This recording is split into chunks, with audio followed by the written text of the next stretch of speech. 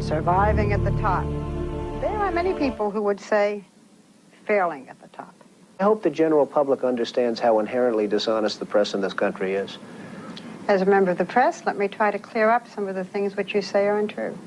You write in your book, "My bankers and I worked out a terrific deal that allows me to come out stronger than ever. I see the deal as a great victory, and eventually the rest of the world will too." Being on the verge of bankruptcy, being bailed out by the banks, well, you don't have to say on the skating on thin ice and almost drowning, that's a businessman to be admired? You say on the verge of bankruptcy, Barbara, and you talk on the verge, and you listen to what people are saying. I talk to your bankers. Well, that's fine. And what do they say? I mean, you know, depending on which banker you're talking to, what do they say? I'm the only one people write about. I mean, they don't write about other people. You have a little more debt than most people. You're something like $3 billion in debt. I also have a little more assets than most people. Okay. You have debts to pay back. Right. You have huge loans to pay back. You say the country is in a depression. What makes you think that you can pay back those loans? And further, what your bankers have told us is that the only way you even have a chance is by selling that property out there totally, the plaza. Well, I don't know what the bankers have said.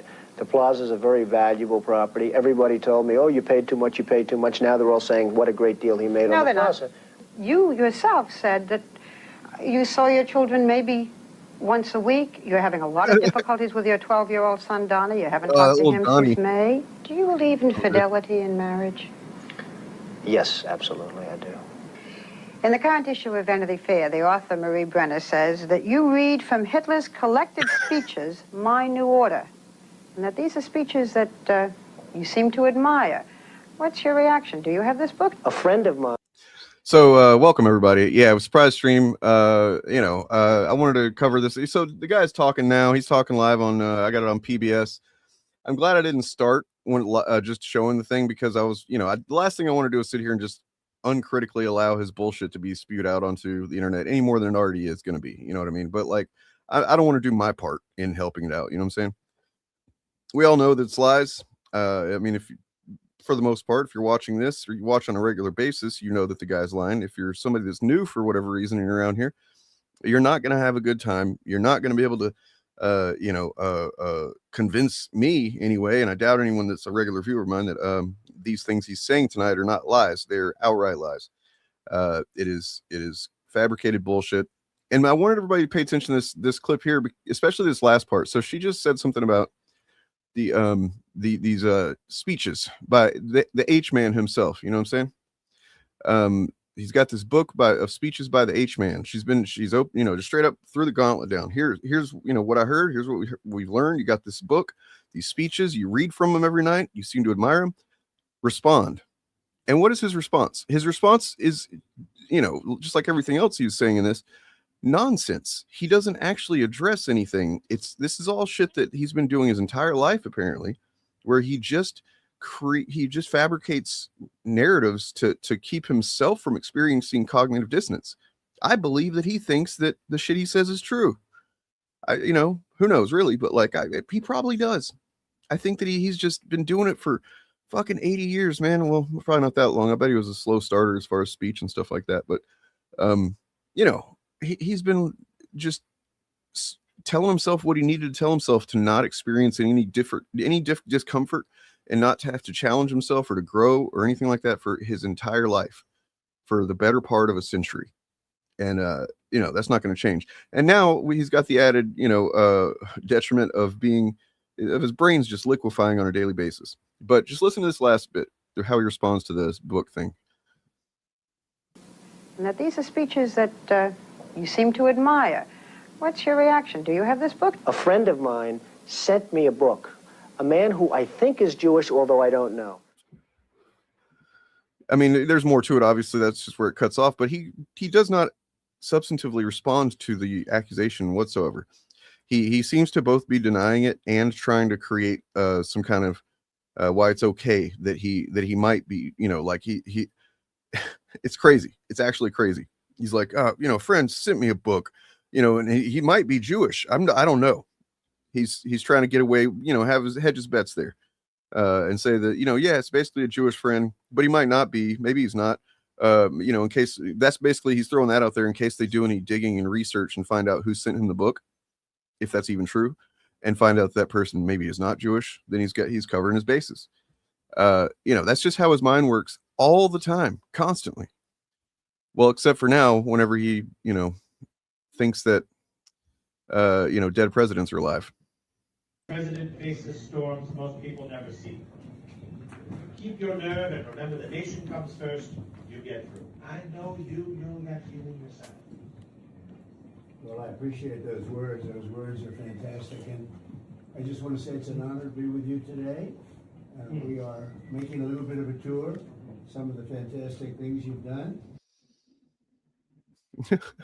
I would love to be there just to be like, first of all, Mr. President, sir, that's not a real person, right? That's a president who's been dead for a long time. And also, sir, name 2 of the things that he did, that he accomplished. Name 2 of them. Yeah. Anyway, so I'm letting him kind of, blow his air out his ass for a little bit. And then I'm going to hopefully find something with some fact checks. I was listening to the first bit, and I don't think he's saying anything that would be hard to, kind of a fact check. But he's saying it, especially at the beginning, before he even gets in the election denial shit and the misinformation around that, which is new, presumably. And I don't want to, assume that I can counter that and have the actual facts on hand when I don't know exactly what he's going to say. Rumors are that he's going to say, or maybe right now is saying, I'll put captions on, I can see, that Georgia, 2020 in Georgia,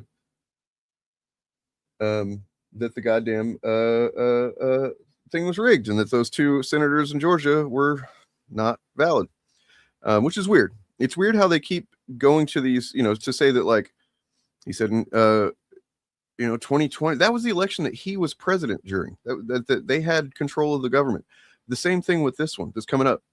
It's weird how they seem to be the ones that just suck so badly at, but whenever, Democrats are in office, it just doesn't fucking make any sense.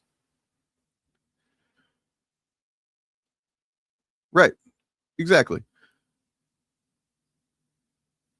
Normal people would say that.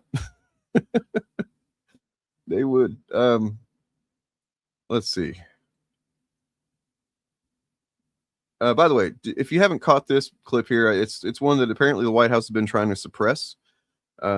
It's hard to find, but it's out there. This is a clip that I think was not supposed to be public ever, and somehow it got put out before they started scrambling. This is from Easter Sunday. He was doing this private talk with, or toward, he was talking at several, I assume, high dollar donors. And he let some stuff slip, which he's been doing a lot.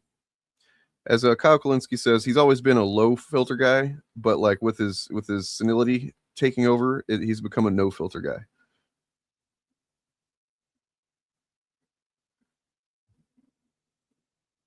I love this guy. He's so nice to me. Every time I watch, and I appreciate. We're not supposed to be seduced that way, right? But I am. When somebody's nice to me, I love that person. Even if they're bad people, I couldn't care less. I'll fight to the end for them. So I appreciate it. But the Supreme Court's not been acting very well, actually.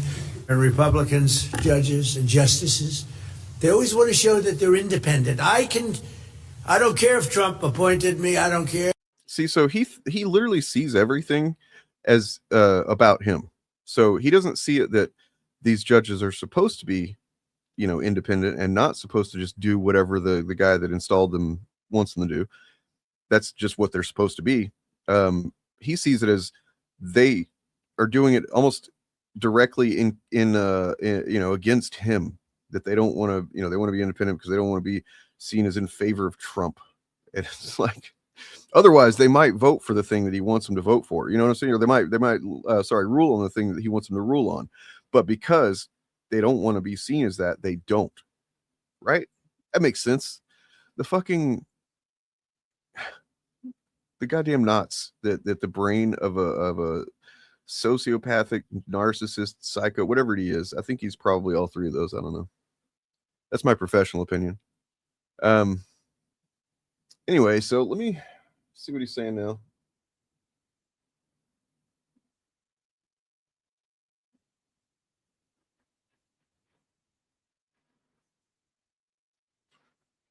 Oh.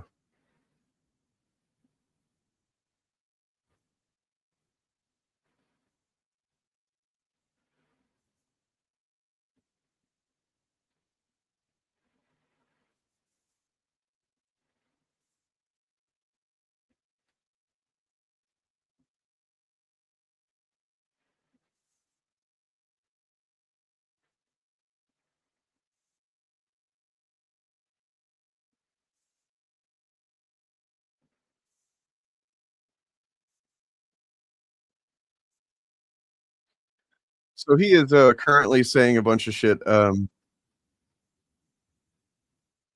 He's just made the claim that hundreds of thousands of voter rolls and information about votes and voters and stuff are in the hands of foreign governments. He's not being specific there, at least at that moment. He's not being specific at all.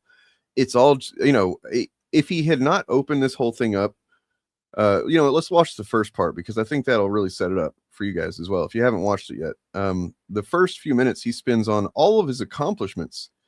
Okay. And if you're anybody that isn't stuck in a goddamn Fox News bubble or whatever, then you know that that's pretty goddamn absurd. And if he wanted to have any chance at making anybody other than his base believe him, which is really what he really needs, he needs people more than his base. His base just being, blindly that you can write them off. They're gonna fucking believe what he says, no matter what. But that's not enough. It's not quite. So yeah, let me go back to the beginning here and piece of shit gas bag guy here. All right.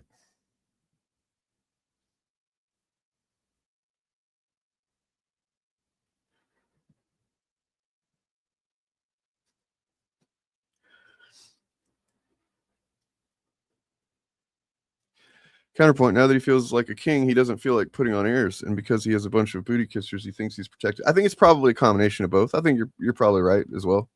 I think it's that he feels emboldened and also his mind is fucking going. I mean, it's pretty clear his mind, like his health is, so what he's fighting for right now in his mind, he might think that he's fighting for his next election. I don't think, and I think most people probably don't agree that he's going to make it until 2028. But let's see what he starts off lying. Good evening. Before we begin, I'm proud to report that our country is safer, stronger, and far wealthier than it has ever been before. Okay, so he's told the truth there. The country is far wealthier if you don't count the bottom 97%. That's true.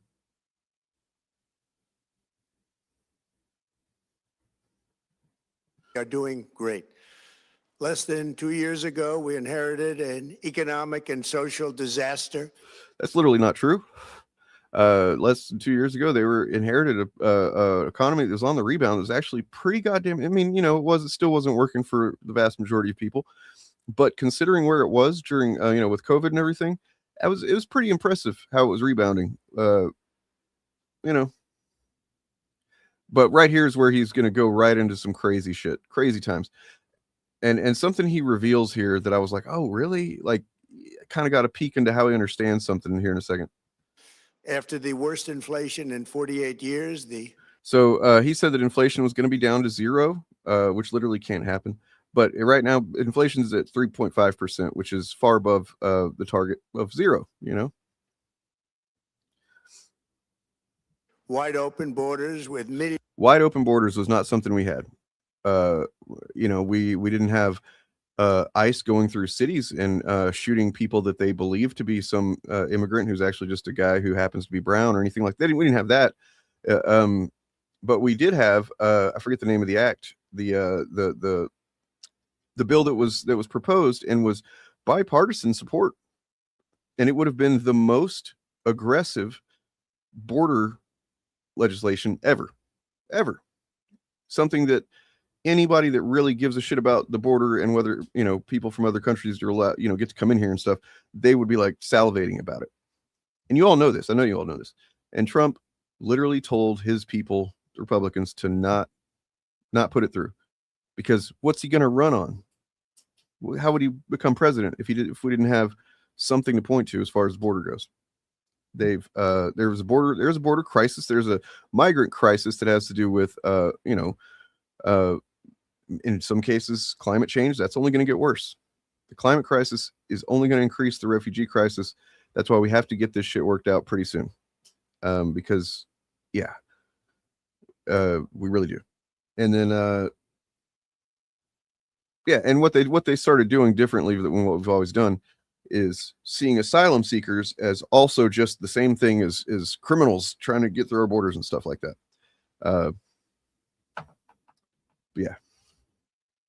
Millions and millions of people pouring in from all over the world. Millions and millions of people pouring in from all over the world. He likes to say something like, I think he said 16 million at one point was what he said during Biden's administration, when it was something, the numbers are actually 4 to 8 million encounters at the border. Encounters. That's not the same thing as people coming across the border, like individuals coming across and making it through. Many of those are repeat encounters. Many of those are encounters where the person was turned back. People were turned back and were not allowed to come over.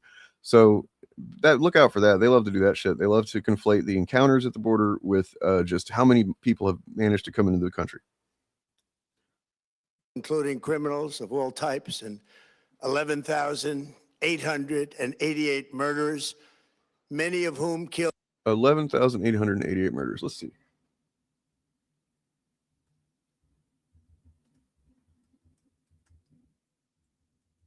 Look that up. Oh yeah, Borders are, is in just a few days ago, or I'm sorry, a year ago, makes a misleading claim about immigrants with criminal records.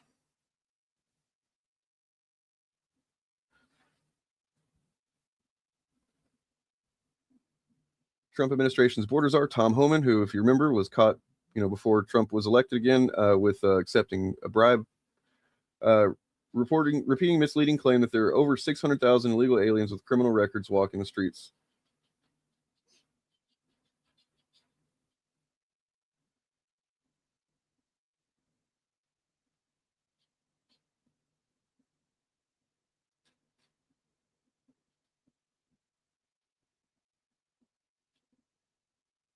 So once again, conflating numbers.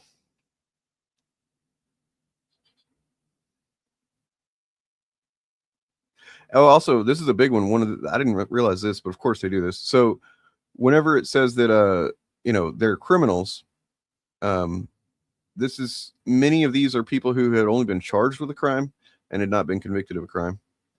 I guess we only do presumption of innocence whenever it comes to white people, though. I guess what we're doing. Okay. Are there definitely some fucking murderers that make it across the border? Yes, of course.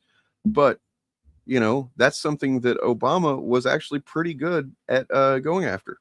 That's what immigration officers, ICE, that's exactly what they should be focused on. Somebody here with me now? I can't see. Who's here? Oh, it's Morgan. I don't know if Morgan wants to get on stream or not. But yeah, that's exactly what ICE should be doing, is going after people who have murder convictions, who have rape convictions, who have assault convictions, violent criminals, people who have been shown to be violent criminals, and I suppose people that have some kind of charge as well, if that's something that, that'd be better use of their time than, as long as they're given a fair trial and everything, that'd be much better use of their time, and it wouldn't, you wouldn't end up with, as hopefully, random people just murdered in the street.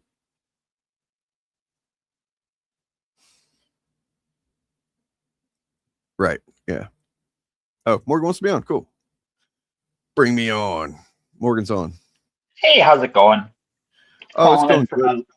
I'm calling in for my lunch break after watching whatever the fuck that was. Holy shit. I don't know that, like, just in the bit of that I've seen. So it's over now, I take it? Is that right? Actually, yeah, he just said, the classic God bless America. Oh yeah. He totally believes in God and stuff. Loves God. As much as I do. Has he ever lied so much in one speech? Like, such specific lies. So here's the thing I noticed right away, is he starts giving dates. And the dates range from like 2018 to 2020. Dan, I need some help. I have a memory problem. Like I'm the president. Who was president in 2018, 19, and 20? Can you help me with that? I think it was it Teddy Roosevelt? Because I saw him talking to Teddy Roosevelt in that one clip. Okay. No, it wasn't Teddy. No, it was Trump. It was Trump. Oh shit! Really? Yeah. So this is his fault. Yeah, his and well, I mean, okay, who was in control of the Congress at the time, though? Oh, well, it's all the security apparatus stuff, right? It's CIA, FBI. right. That's all him. It's all him. So he's mad at himself, and he needed to publicly let us know what a fuck up he is, and how the last time he was president, he fucked up. Yep. You know what he could have done that could have maybe potentially it would have at least caused me to pause and listen a little closer without such a just like, you know, without outright rejecting everything he says. If he had fucking offered Tulsi Gabbard as like, you know, the reason she got fired is because she knew it was, you know, that there's problems with the election coming up or whatever. She didn't do anything about it, something like that. You know what I mean? There is a certain amount of lie better. Yeah, I can see that. I mean, we've got like a, you know, we've got evidence. We know about the her being photographed in Georgia at the, you know, doing the shady stuff. So it's like, what if, I mean, he could easily, if he, you know, had half a brain, and if he hadn't already made a deal with her to let her spout Putin propaganda before she, on her way out the door. Right.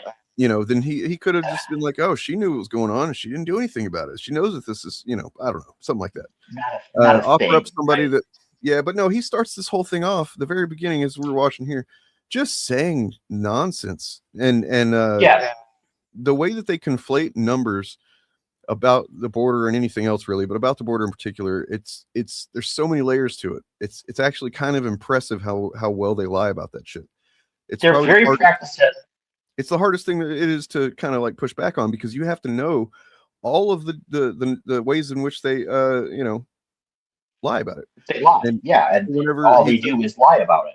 When he was saying that there's 11,000 murderers, there were like he's talking about something like 10 or 11,000 people with some type of charge, or, but I mean, some have convictions, sure, but then people have charges, and then also they weren't all murders. There was assaults. And, you know, so I was just saying right before you came in that, yes, of course, people like that come across the border or try to. And that's exactly the kind of people that if they're, to whatever degree there needs to be some, you know, agency that is focused on border security and who comes into our country, that's exactly what they need to be focused on.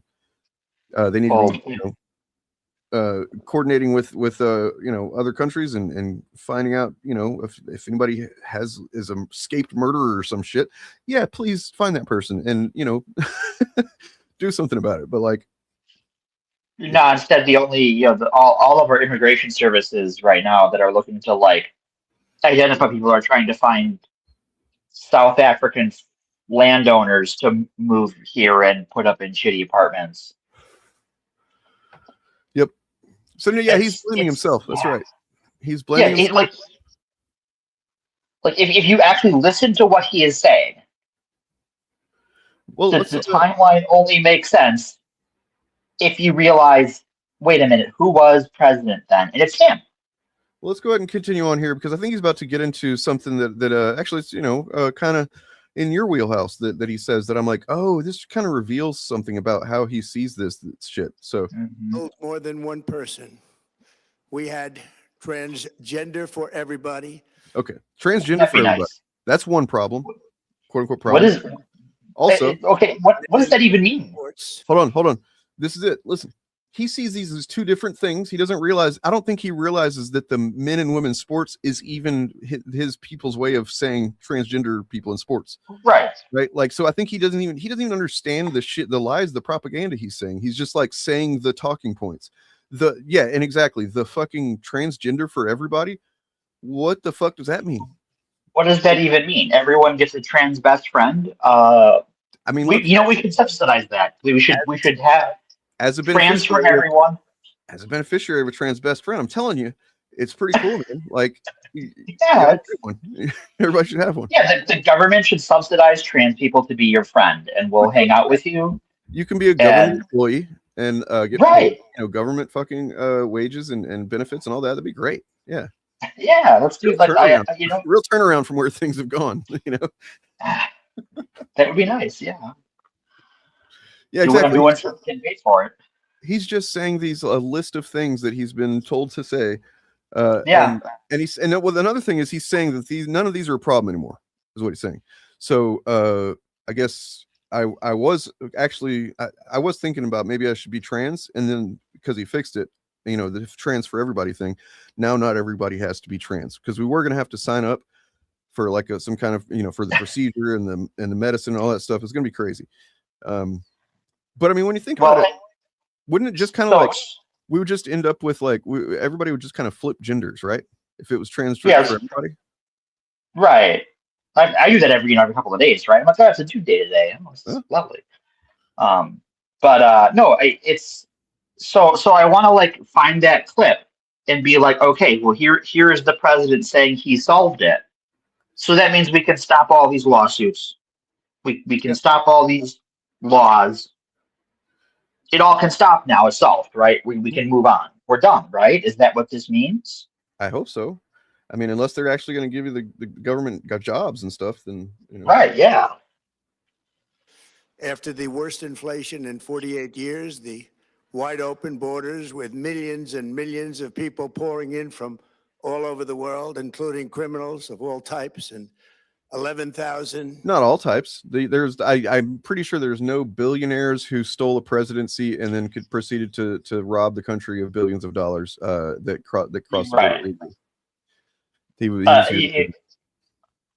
I mean, if I remember correctly, someone who is it, you know, did all those things was in his administration for a while. I mean, I guess he fired the guy, but like Elon Musk was here on a bad visa, and you Sure. know, I he's done think all sorts of naughty things. I think this is, and also not. I think there's some factors at work that are very, very different that make this much harder for maybe potentially. Make it easier in some ways, but also make it harder. So it's easier because of the internet for him to be what he is, Mm-hmm. and to have gotten where he is. But it's also in some ways harder for a dictator to be a dictator, considering the internet. You know what I mean? Because there's so many avenues for organization and debunking, and people that, you know, want to be informed will be informed. Whereas like I feel like during, you know, fascist Italy, Imperial Japan, fascist, you know, Nazi Germany, that like they didn't have, you know, I'm sure that certain there were people that were like, this is bullshit, I don't buy this, and they probably just kept quiet about it, or I guess went along with it, some of them. But like there was probably mostly people that just kind of felt like took what Hitler was saying as truth, right? There's a lot of them. Well, I also think that like when we talk about fascism 1.0 versus Yeah. 21st century fascism. Well, we have the reference. We have the reference of fascism 1.0 to look at as well, which is a big deal. But right, is that those were A, more true believers, and B, those were a lot of World War I veterans who had literally gotten in the trenches, right? And a lot of them were involved in these fascist street fighting gangs. None of the modern fascists want to do it themselves, right? They don't have that level of energy. yeah, they don't have the level of, honestly, commitment to be like, to, Right. you know, to know that there's a good chance I could die or go to prison for this, and I'm going to do it anyway. They don't want to do that. They want to be. They don't want to do that, right? Like they want, right? They want to be comfy. Yep. And this is why Trump says, "Oh, this problem is solved." It's not solved, right? Like inflation's not solved. No, it's at 3.5% Inflation's right now, which yeah, it is down from, I guess, maybe where it was a year ago or something. But like, you know, to say that he was inherited a shitty economy is crazy pants, considering where it was whenever he left office versus whenever he got back into it. Right.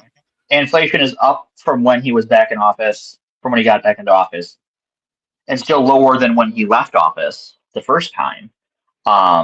Unemployment is now up from when he left office the first time, and from when Biden left office. So like, yep, he's not solved anything. Like, he goes on to, I don't know if it's before or after this part, he goes on to talk about his Trump RX thing. Yeah, he does. I'm gonna pull that up in a second. I'm gonna first take this off so I can grab a screen real quick. So that's just a lie. I found a the Legal Defense Fund, they pre-bunked this earlier today. So nice. that's a pretty cool word. I like that. We need more of that shit. Pre-bunking is great. If you can pre-bunk something, do it. I mean, of course, it's mainly focused on the election parts of it, not this preamble of bullshit that he's doing here. Right. But yeah, let's continue on, I guess. Yeah, hit it. 888 murders, many of whom killed more than one person. We had transgender for everybody, men and women sports, crime ravaging our cities, and the whole world was laughing at us as a nation, but not anymore. 2 years ago, our country was dead. Now we are the hottest country anywhere in the world. America is respected like we have never been respected before. We have more money being invested in the United States than at any time in the history of our country. More Americans are working today than ever before. I don't think that's this true. week. And by the way, the whole crime thing, like, whenever you control the crime statistics and what gets released, what gets counted, which they've made a big deal. I mean, I don't know if they meant to make a big deal, but it was very clear they were taking a lot of statistics off of their government websites and stuff, because especially as it refers we don't have crime statistics. Especially as it pertains to right wing or white nationalist violence and leftist violence as well. Because while it does happen, it is not even close to the same level. Right. I think most people know that. Like, you kind of have to be in the fucking cult. You got to be a true believer, yeah. And I think that some of the people just in the cult also know that they're lying whenever they talk about that. Right, because that's just they don't care that they're lying, right? Yep. So I'm going to go ahead and, before he gets into the election stuff, I'm going to read this little bit of stuff from the Legal Defense Fund. Yeah. They're pre-bunking. So ahead of the president's address, LDF President and Director Counsel Janai Nelson issued the following statement. Trump has repeatedly and irresponsibly perpetuated the conspiracy that the 2020 election was stolen, yet every single iteration of this big lie has been disproven by thoughtful, fact-finding, and rational analysis. Every single iteration. That includes every example or alleged example or case that was brought to court by Trump and his legal team was, kicked out on a rail by, in some cases, Trump-appointed judges. And that includes the fucking private company that they hired to, check out Arizona and everything, who ultimately came away saying that there wasn't really anything to, It was over 50 courts across the country. Yep. Told him to pound sand, and he had one case that was like on a technical issue that didn't really like change the outcome of the election, just like a procedural thing. They got some minor award. So instead of focusing on these delusions, the president should pay attention to the many real crises facing our country that disproportionately impact Black people and other communities of color, including the abuses of the destructive immigration enforcement apparatus, the escalating conflicts abroad, the affordability crisis that he continuously exacerbates, and the attack on voting rights and democracy that he and his administration are leading. Yes, I mean, I'm glad they finished that, because I was going to say, why would he focus on that stuff any more than he already is in doing them? But yeah, Trump's false claims of voter fraud put our multiracial democracy at risk and undermine our ability to hold free and fair elections and ensure the peaceful transfer of power, as was brought into stark relief on January 6, 2021. Furthermore, Trump continues to promote the passage of the SAVE Act, a voter suppression bill that would inflict real and disproportionate harm on Black voters and women based on these false claims. While voter fraud is a myth, voter suppression targeting Black voters and other voters of color. So when it says voter fraud is a myth, I want to be clear, because I guess they're not going to be that of course there is fraud. There are examples of fraud in votes in elections. When we're talking about this, we're talking about any amount that would even be close to possibly having some kind of effect on the outcome. You can have probably, I don't know what the number is that you could probably have in like a presidential election, and it wouldn't even move the needle. You know what I mean? But it's probably more than a dozen or two. You know what I'm saying? Like that's just not going to affect anything. And there's a few, and the part that they really want to talk about, the people who get caught, are Republicans. Are overwhelmingly Republicans. For the most part. Yeah. So, I mean, in Mm-hmm. fact, one of the guy that's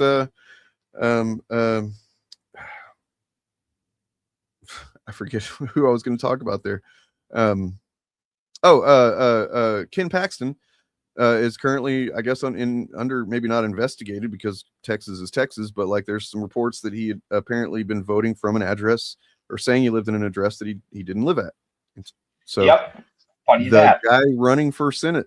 But you know, I kind of want to give him a little leeway, you know, a little forgivability because you know he can't really see straight from what I can tell.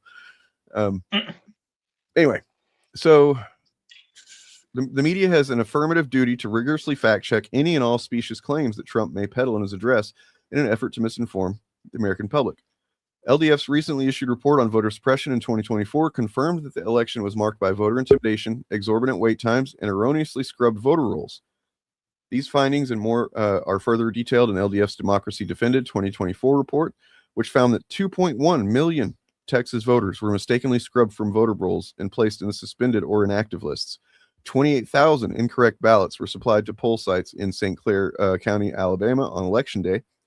Absentee ballots were not delivered in time for 3,240 people in Cobb County, Georgia, to cast them ahead of the election, and 3-hour-plus wait times in Hinds County, Mississippi, the largest county in the state, and the county with the most black voters, and 5 Georgia poll sites in Fulton County were evacuated due to bomb threats on Election Day.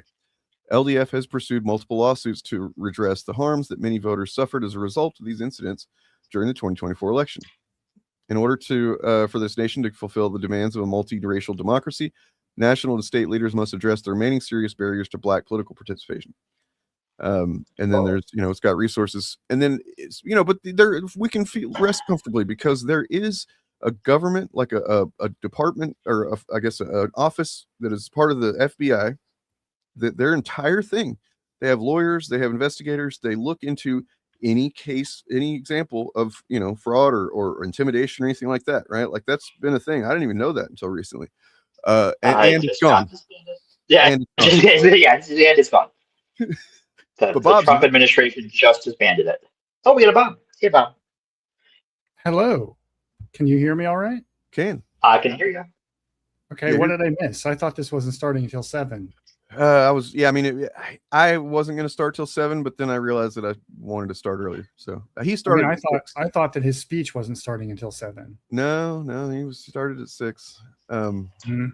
Here's this. Time zones, how do they work? Too early for this shit. Donald Trump fired every last remaining commissioner on the Election Assistance Commission. This, of course, is him testing his power shortly after the Supreme Court last week gave him the power to fire the heads of government agencies. Now, thankfully, he can't just replace all of the commissioners himself. He has to nominate them, and they'd have to be approved by the Senate. But I don't think that's his point. I think his point is what Republicans always do and Donald Trump does best. Create a problem and then complain that there's a problem. That's the most succinct way to describe this and many of the other examples of things that he's done in office is they create a problem and then complain about the problem. I mean, that's the same thing as, like, you know, you want to think about chuds, you know, fandom chuds who you know, review bomb a fucking movie and then they're like, nobody likes this movie. You know, nobody wants this. So I missed. Is the speech over? No, I mean, it is, but I was not live streaming it because I didn't want to contribute to that if I wasn't fully prepared to debunk stuff. And while I could debunk a lot of the stuff he says in his opening propaganda preamble, once he gets in, I didn't know exactly what he was going to be saying. That's quote unquote new information about the election of 2020. So I didn't want to, you know, but we can do that now. Now that I have an idea of what he's going to say. Was it basically, Morgan, you said you heard some of it or what? I listened to it all, yeah. Okay. Was it basically the thing about the senators in Georgia? No, I didn't bring that up. Not directly. Yeah, so he doesn't actually bring up any direct claims of any specific election being definitively overturned, just like he blames most of it on China. Oh yeah. There's 4 waves of documents that will be coming out, each less believable than the last. Is it Epstein documents or no? Still can't find those. Okay. somehow. Yeah. Did you see where, by the way, did you see where Todd Blanche, they asked him, you know, what is your relationship to Mr. Trump? And he goes, I'm his lawyer. Or they asked him something. He goes, he does a Freudian slip and he says, I'm his lawyer. I mean, I was his lawyer. It's like, holy shit.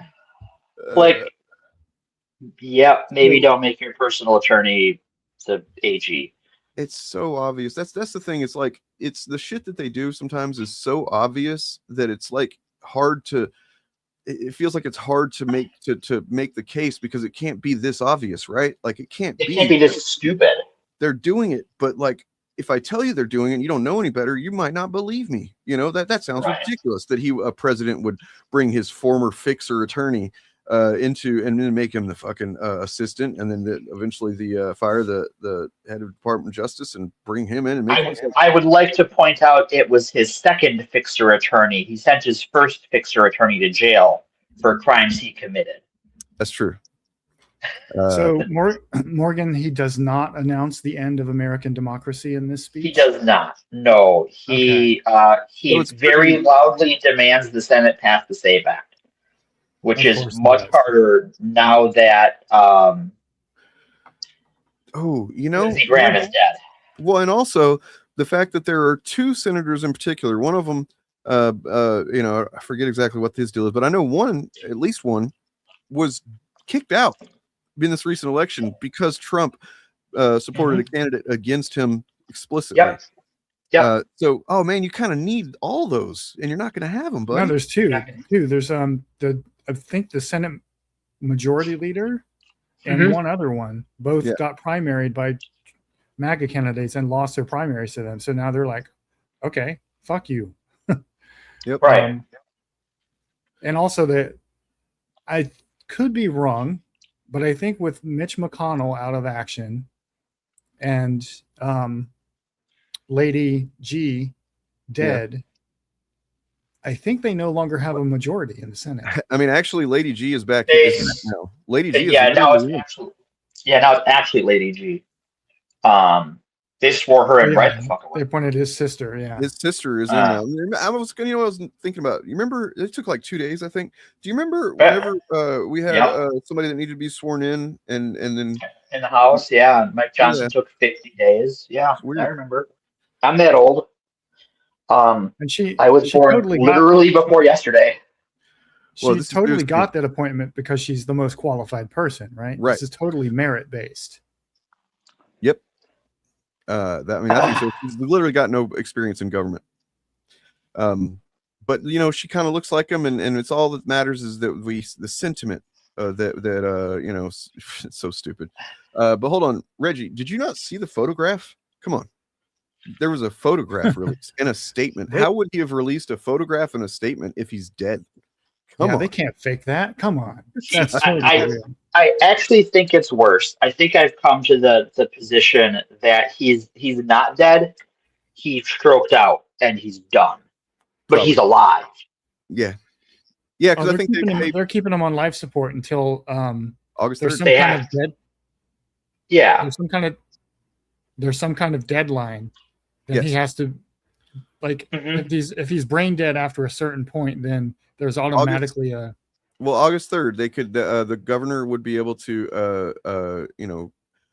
put forth a candidate to run in his stead, but that has to be done by that candidate has to be announced by August 3rd. So on August 3rd, if they I got a pretty funny video by the same guy that was talking about the election commission. I'm going to bring up, but what's fake? You tell me they can't fake photographs like that. Are you kidding me? Come on. The guy looks great. He looks better than he's looked in 5 years. What? I mean, with millions of internet sleuths out there, there's no way it's fake. Come on. People have run that photo through all the AI detectors, and it did not detect that as a wholly AI generated image. Though there is some question from some of the things you can run it through about the newspaper that his hand is awkwardly on.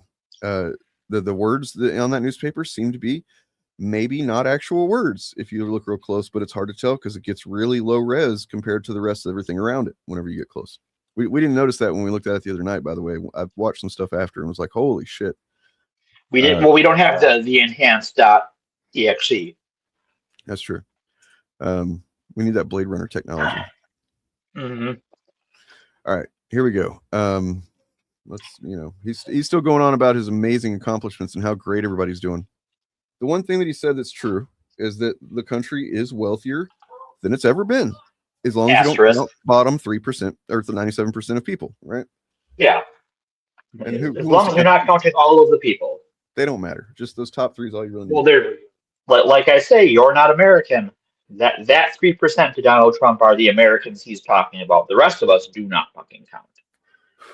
That would be pretty crazy if Mitch shows up and he's just like literally looking better than he's looked in 10 years, and he's just like, oh, you fucking absorbed goddamn Lady Graham. Was announced that inflation saw the largest monthly decline in more than 6 years. Just happened. It was just given out. The media reported it, and that's actually. I mean, there will just be no one in the seat for the time being, basically, and they'd rather that. Yeah, because here's the thing. Kentucky. Sorry, go ahead. Okay, because Kentucky has a Democratic governor, before he won his election, the outgoing Republican governor and legislature took the time to strip the governor's office of a bunch of powers, including the ability to have interim appointments to Senate seats, for this exact reason. So do you know what seems like? I saw a theory that it's actually a very specific outcome that they're trying to avoid with this Mitch McConnell bullshit. That being, there is a recently primaried, soon-to-be former senator in the same state as Mitch McConnell. Representative, rather. Sorry, that would be almost perfectly suited to be slotted in there and probably win, because he's gained more support since he lost his primary, because everybody, so many Republicans, even like libertarian types, I think, saw that and they're like, what the fuck, you rat fucked him, yeah, that'd be kind of crazy.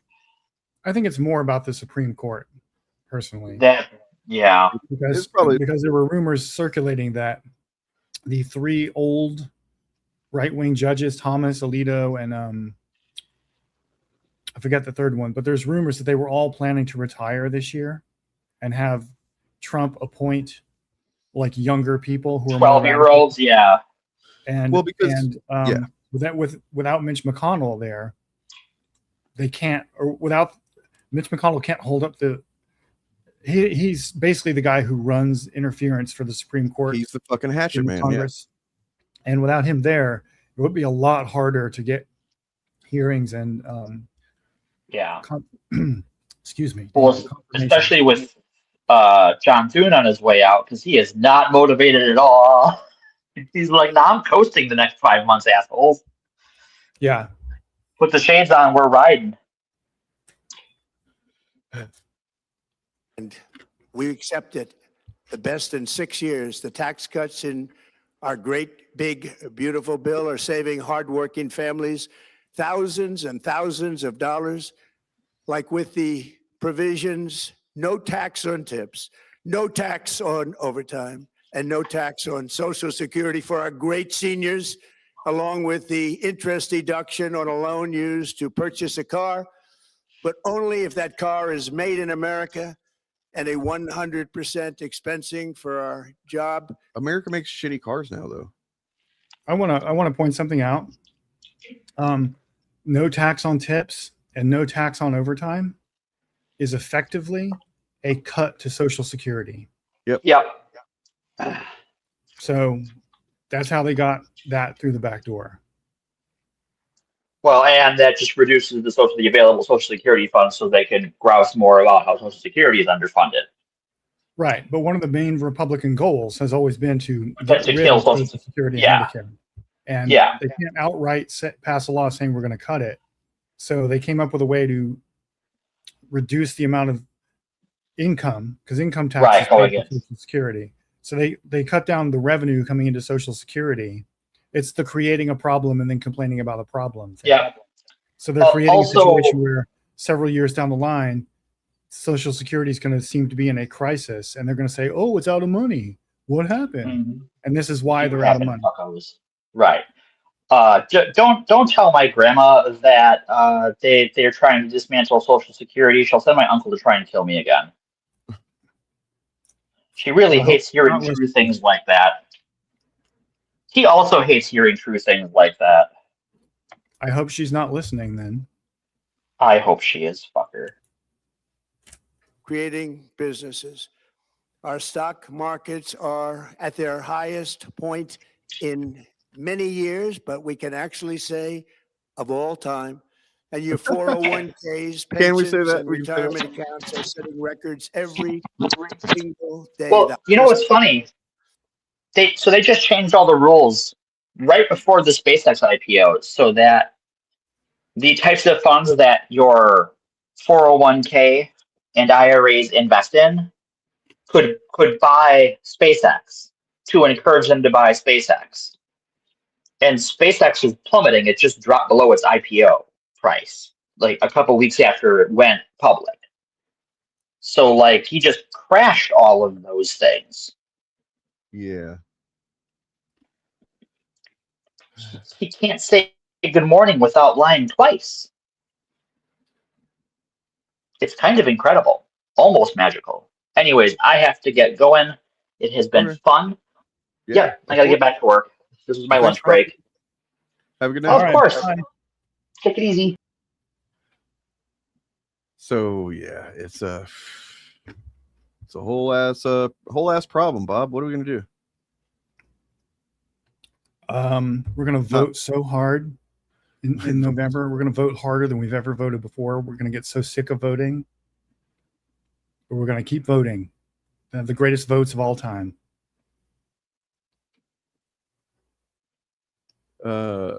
Sorry, I'm looking up some videos that I needed to that I meant to grab before stream and didn't have time to. But yeah, what are you up to today? What's going on with you? Mm-hmm. Oh well, I'm a working man, so I got home from work a little while ago. That's all that's going on with me today, at least that I'm willing to talk about publicly. Okay. And fair enough. You know, fair enough.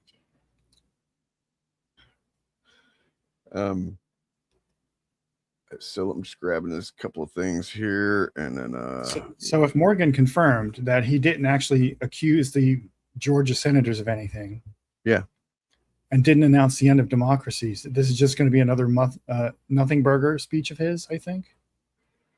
I guess so. Yeah. I mean, I'm not sure what the point is really, other than just to, in case he was worried that that any of his because it's definitely, from what it sounds like, is not convincing any new people, which was what I was kind of worried about.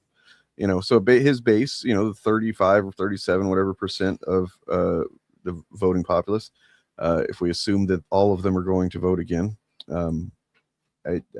okay, but I guess it's just to keep them engaged and to keep them, you know, on the narrative, right? Yeah, it's also to sow doubt about the election process, because they are planning to interfere with the election in November.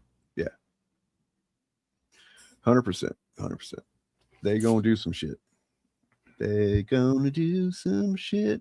And I think this election is going to be a tipping point, because I think that the main reason more normies are not up in arms about how horrible everything is that they're expecting this to get solved by an election in November. They're thinking we're gonna elect the Democrats into Congress. They're gonna put a stop to this shit. So when the election gets interfered with openly, which he will do, I think we might start seeing some more radical action after that. I mean, yeah. Even if the election ultimately comes off okay, you know, even if ultimately, like, assuming the Democrats win by the numbers and he interferes with everything, even if we get through the interference and everything turns out okay in the end, it just takes longer to get. Well, the problem with that is the longer it takes, the more that benefits them. Yes.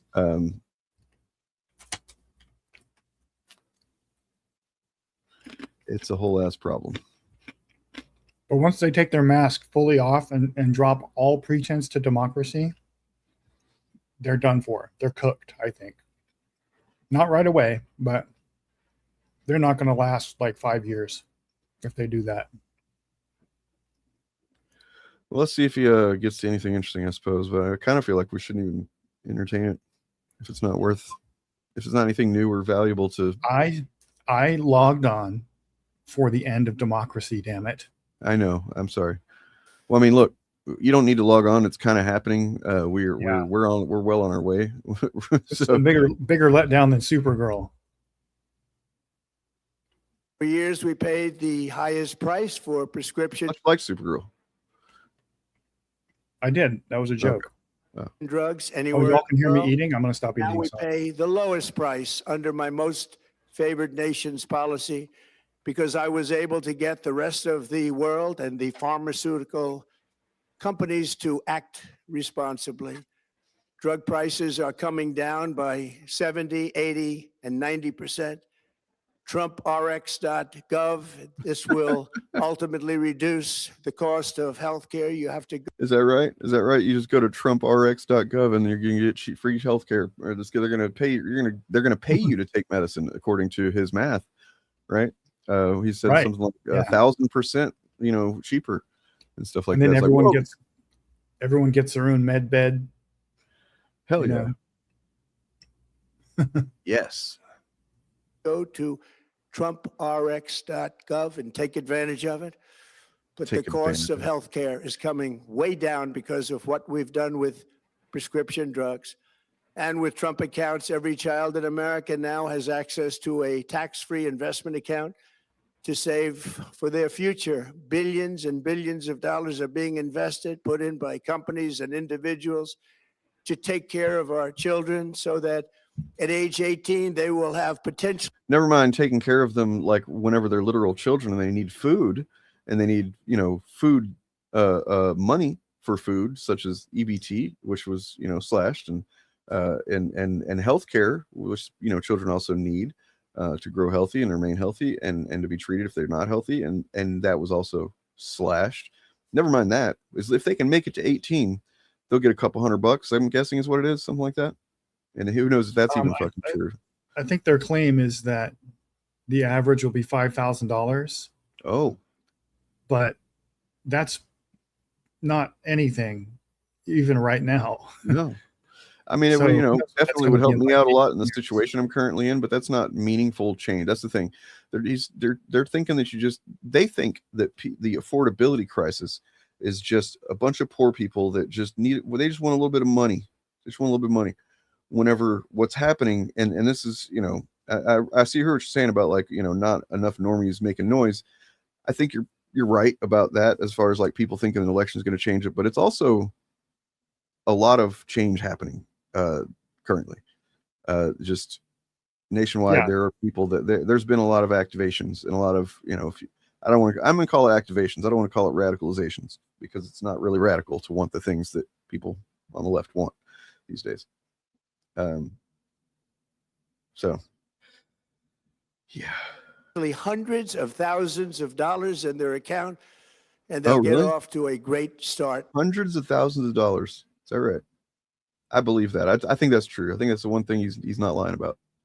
Yeah, I forget all the details. I looked it up when the Trump accounts were first announced, but it's basically something that only rich people can actually do right now. Meaningfully, the amount you have to put into the account to activate it is more than the average American family can actually set aside. So it's basically a giant money laundering scheme. Cool. Who would have seen that coming from this guy? In life. So for that, go to TrumpAccounts.gov and sign up your child or any child who'd like to sign up. Our previously wide open borders have been transformed into the most secure borders in the history of our country, with 0 illegal aliens being admitted to the United States in the past 14 months. That is zero. Nobody thought it was possible. We had the worst border in the history of our country, and now we have the best. Crime is plummeting nationwide with the murder rate at its lowest level since 1900, or more than 125 years ago. We're making a record investment in our armed forces, and we have the strongest and most powerful military by far anywhere in the world. I built it during my first term, and unfortunately, we're forced to use it now. We won in Venezuela, which is now working with us to produce millions and millions of barrels of oil. We are likewise winning big in Iran, and you will see the fruits of that labor very, very shortly. Yeah. America is back and doing really well, but we still have a major challenge that must be urgently addressed, because no country could be great without fair and honest elections. You have to trust your country, because if there can be no trust, there can be no greatness. And that's very simple. No trust. Is that what did he believe this whenever he cheated on what 2 or 3 of his wives with his future wives? Was there trust there in that? What's going on there? Or whenever he, I showed that clip at the beginning of him talking to Barbara Wawa when he's like, he was broke then. He's fucking broke. He's always been broke. Yep. Yeah. Well, I mean, yeah, except for now. I just like the cope about Iran that he dropped there. Like, we lost, dude. We lost. And if he could get out of that without completely losing the Strait of Hormuz, he would. And if he could get out of that without whatever Israel has over him coming out, I think that's another aspect of it. Is that I just think it's amazing to me that we lost so quickly and so badly. Yeah. Where the military budget is like $1.5 trillion before that. Mm-hmm. They're asking for like 300 billion more or something, but I feel like 1.5 trillion. I feel like 1.5 trillion should buy at least one war. Yeah. Right. That's worth at least one war, right? But apparently, all of our missiles cost $1.5 trillion. That money obviously did not go anywhere else. Nope. We ran out of missiles and drones, and that, okay. That totally makes sense. For many years, I've called for bold, swift, and decisive action to protect the integrity of America's elections. Yeah. Every American deserves to know that when they cast their vote, that vote will be counted accurately in a system, and that is to make that system secure. Oh, okay. One where cheating and interference are not just difficult, but virtually impossible. Unfortunately, the system we have today falls catastrophically short of that standard. Tonight, I'm announcing the immediate declassification and release of critical intelligence, revealing shocking vulnerabilities in our election infrastructure. So what it's going to be is, you know what? I bet it's exactly the whole create a problem, then I complain about the problem. It's going to be things that they have created. He's going to be like, can you believe that we don't even have an office of election integrity or whatever? Like, we used to have one of those. We don't have one anymore. You know what I mean? Yeah. They're gonna release so-called evidence that is so obviously fake that it's not going to fool anybody. Or it's going to just be like literally something that they have created, some kind of problem they have created in the system. Yeah. Yeah. And we have to remember, the point is not to convince anybody. True. Well, I mean, yeah, it's to give the rank and file, the fucking cultists, something to say on the internet, to repeat and to blast everywhere. And they hope that will, take root in somebody's minds, but it won't for most people. And then, that's just to sow doubt and just to create so many, counter narratives and bullshit. Jesus Christ. Arg. All right. This evidence shows that the election system we have dangerously exposes and really exposes like levels never thought possible. Oh, well, the hacking, that's a lot of levels. Exploitation, and foreign interference. just as if only we had a government that was, should be in charge of that. It's crazy how the government, the literal president of this government, is coming out and complaining about these things instead of doing something about them, right? Like, it's kind of wild. Remind me who the president was in 2020. Morgan already did this, but yeah, as I told Morgan, it was Teddy Roosevelt. Oh, okay. I saw a video of this president talking to Teddy Roosevelt. They were having a conversation. No, wait, that was the AI hologram. That's right. Yeah, I'm just saying he's kind of. Yeah, it's all under this election. 2020 were both whenever his people, his fucking Supreme Court, his everything were in charge of everything. Yeah. And then, but it's kind of like implicitly saying the Democrats are actually really good at secure elections, because when Biden was in office, we didn't have any of these problems. Yep. Many years been covered up and hidden from you. The American people are beautiful, are great American people. Oh, he's resorting to fucking flattery now. Right now. Yeah, shut up, Mr. President. We will release starting tonight have been gathered by the White House Government Transparency Task Force, a great group of people, along with the staff of the President's Intelligence Advisory Board, supported by our top intelligence agency chiefs, who have all personally reviewed the findings. We are presenting this evening and fully confirmed their authenticity. You can see these documents for yourself at whitehouse.gov. That's whitehouse.gov. Well, as long as it's not propaganda, then we can check it out. Yeah. Nobody's going to go check it out. Our purpose in disclosing this information is not to weaken confidence in elections. Wait, I'm hearing this is a new report that I'm just getting right now. This is hot off the fucking steamer. Trump is a E. coli feces addict. I'm not joking. Trump guzzles the feces of bacteria. He loves it. Of toxic E. coli bacteria. Elon Musk is an addict. He worships E. coli feces. That's big if true, I think it's true. Rest in peace, Alex Jones. It's too bad he blew up in his car and has now been replaced by a clone. That's true, yeah. Yeah. I mean, hopefully he at least maybe, got to finally see what he really, really wanted to see, which is, Imagine a giant Joe Rogan pussy. I hope that's what he got that when he died. The lights went out and then suddenly right above him. That's like why he exploded. He had a vision. Finally. Like maybe Joe Rogan sent him a selfie or something like that. Yeah, and of his vagina. And his head blew up because he didn't think it was true that he would ever see that.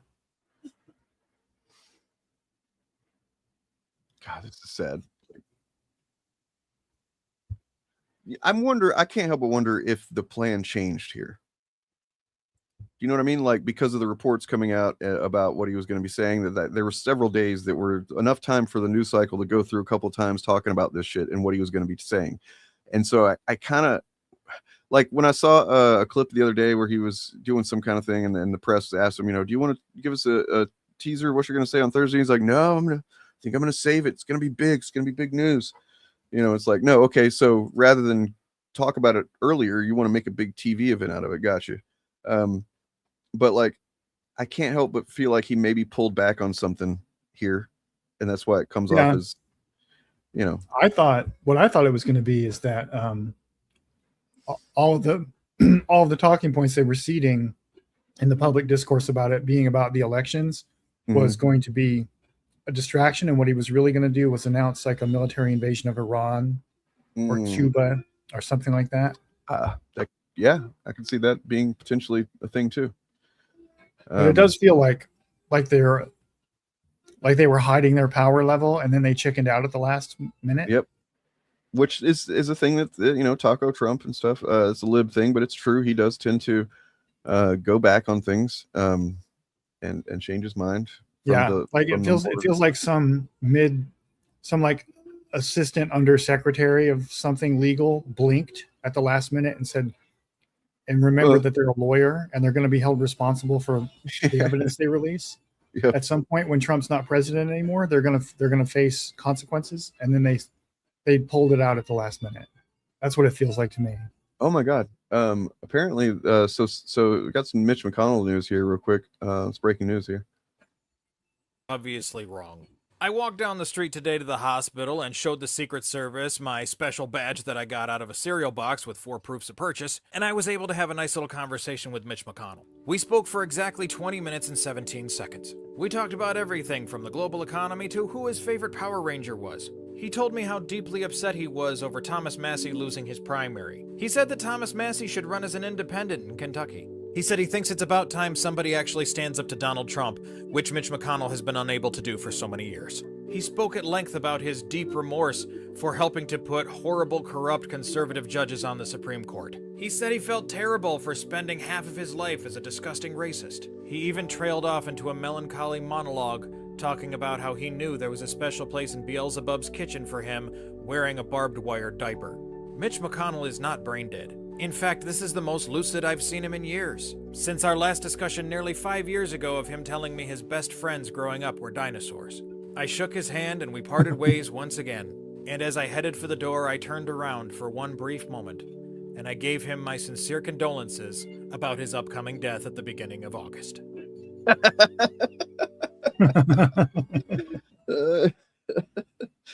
Oh my God. All right. Yeah, we're done with Trump. I think that's if that's all he's doing is just saying go to the fucking whitehouse.gov and look at some shit, then it's actually pretty limp. Yeah. As usual, they oversold what they were going to announce, and then it was a nothing burger. And then I have a clip from Ms. Now from right around the same time he was speaking. Here's a clip called Scared Shitless. Trump's 2020 obsession reportedly terrifies. We'll see. From New York, I'm Chris Hayes. Every day it gets clearer and clearer that Donald Trump wants to January 6th, the midterms. And the president fundamentally does not believe in free and fair elections. He wants to use any means at his disposal, legal or not, peaceful or not, to ensure he and his party retain power regardless of what the voters say. Of course, listening to what the voters say is the very essence of democracy. And so to that end, tonight, 1 hour from now, he would deliver a primetime address on what he claims we think, although who knows, but as of now, he claims is interference in the 2020 election. Yes, you heard that correctly, 2020, the election he lost 6 years ago. Now, predicting what will come out of Donald Trump's mouth is a fool's errand. I mean, even his teleprompter operator can't do that. But MS Now reports Trump pre-gamed the speech this week by holding a closed-door meeting with a bunch of notorious cranks and conspiracy theorists, the people who feed into his delusions about a stolen election. And other reporting indicates Trump's fellow Republicans are terrified of what he'll say tonight. As one former Trump administration official told Politico, quote, "The people I talk to are scared shitless." But no one can act surprised that Trump is doing this, of course. Every day, there are new examples of how his administration and his Republican enablers in Congress, in the House and the Senate are obsessed. He fucking gassed himself up with a room full of fucking conspiracy sycophants. Yeah, you know what I mean? I was just thinking that maybe the whole point of it now is just to gas him up. That's the entire apparatus of government is now just to stroke his ego. That's a sizable percentage of it, I think, is dedicated to maintaining his, delusions and avoiding cognitive dissonance. I mean, when you look at the reporting from the Haberman and Swan book about, the team coming together to talk about how to respond to the Epstein files, and they literally I'm sure he knew they were meeting about that, but he didn't want to know anything about it. Their part of their job was to not tell him anything that they were dealing with, right? And that's because, I'm sure that they told themselves, he can't waste his time with that shit. But really, it's about protecting his fucking fragile ego because, yeah, he's a kitty diddler. It is difficult, maybe time, if we are able to get past this era and we're able to maintain some semblance of democracy and stuff, maybe 10 years from now, maybe less, I don't know, there'll be somebody that's able to, and they will win awards They will fucking win awards whenever they're able to successfully parody this shit in some way that I can't even imagine right now. You know what I mean? Mm-hmm. It's just it's too much. It's too much on the line, and too right now, I think, to be any worthwhile satire for the most part. I mean, you could make jokes about this, that, or the other, but like, I don't know. There's probably some elements of this that we can't possibly really process until it's in the rearview mirror. But Yeah, I think it's part of the whole fascism conquering comedy thing. They were smart enough to make an inherently ridiculous person the most powerful man in the world. And well, you know what's kind of interesting? Do you know who Joe Rogan had on as a guest yesterday? JD Vance. JD Vance. That's kind of weird. You know what they talked about? Almost like everything that you would want to talk about in order to sow election disinformation, to deflect Epstein accusations, but also, you know, try to paint him as being, you know, it's crazy. I'm fascinated with the dance that JD Vance is having to do, where he's like, obviously clearly wants to run, but he also can't distance himself from Trump too much, and he can't throw Trump under the bus right now. So it's like the fucking tightrope that this fucking piece of shit is having to walk right now is pretty incredible. And I don't think he's doing a great job at it. Maybe for the base he is, but yeah.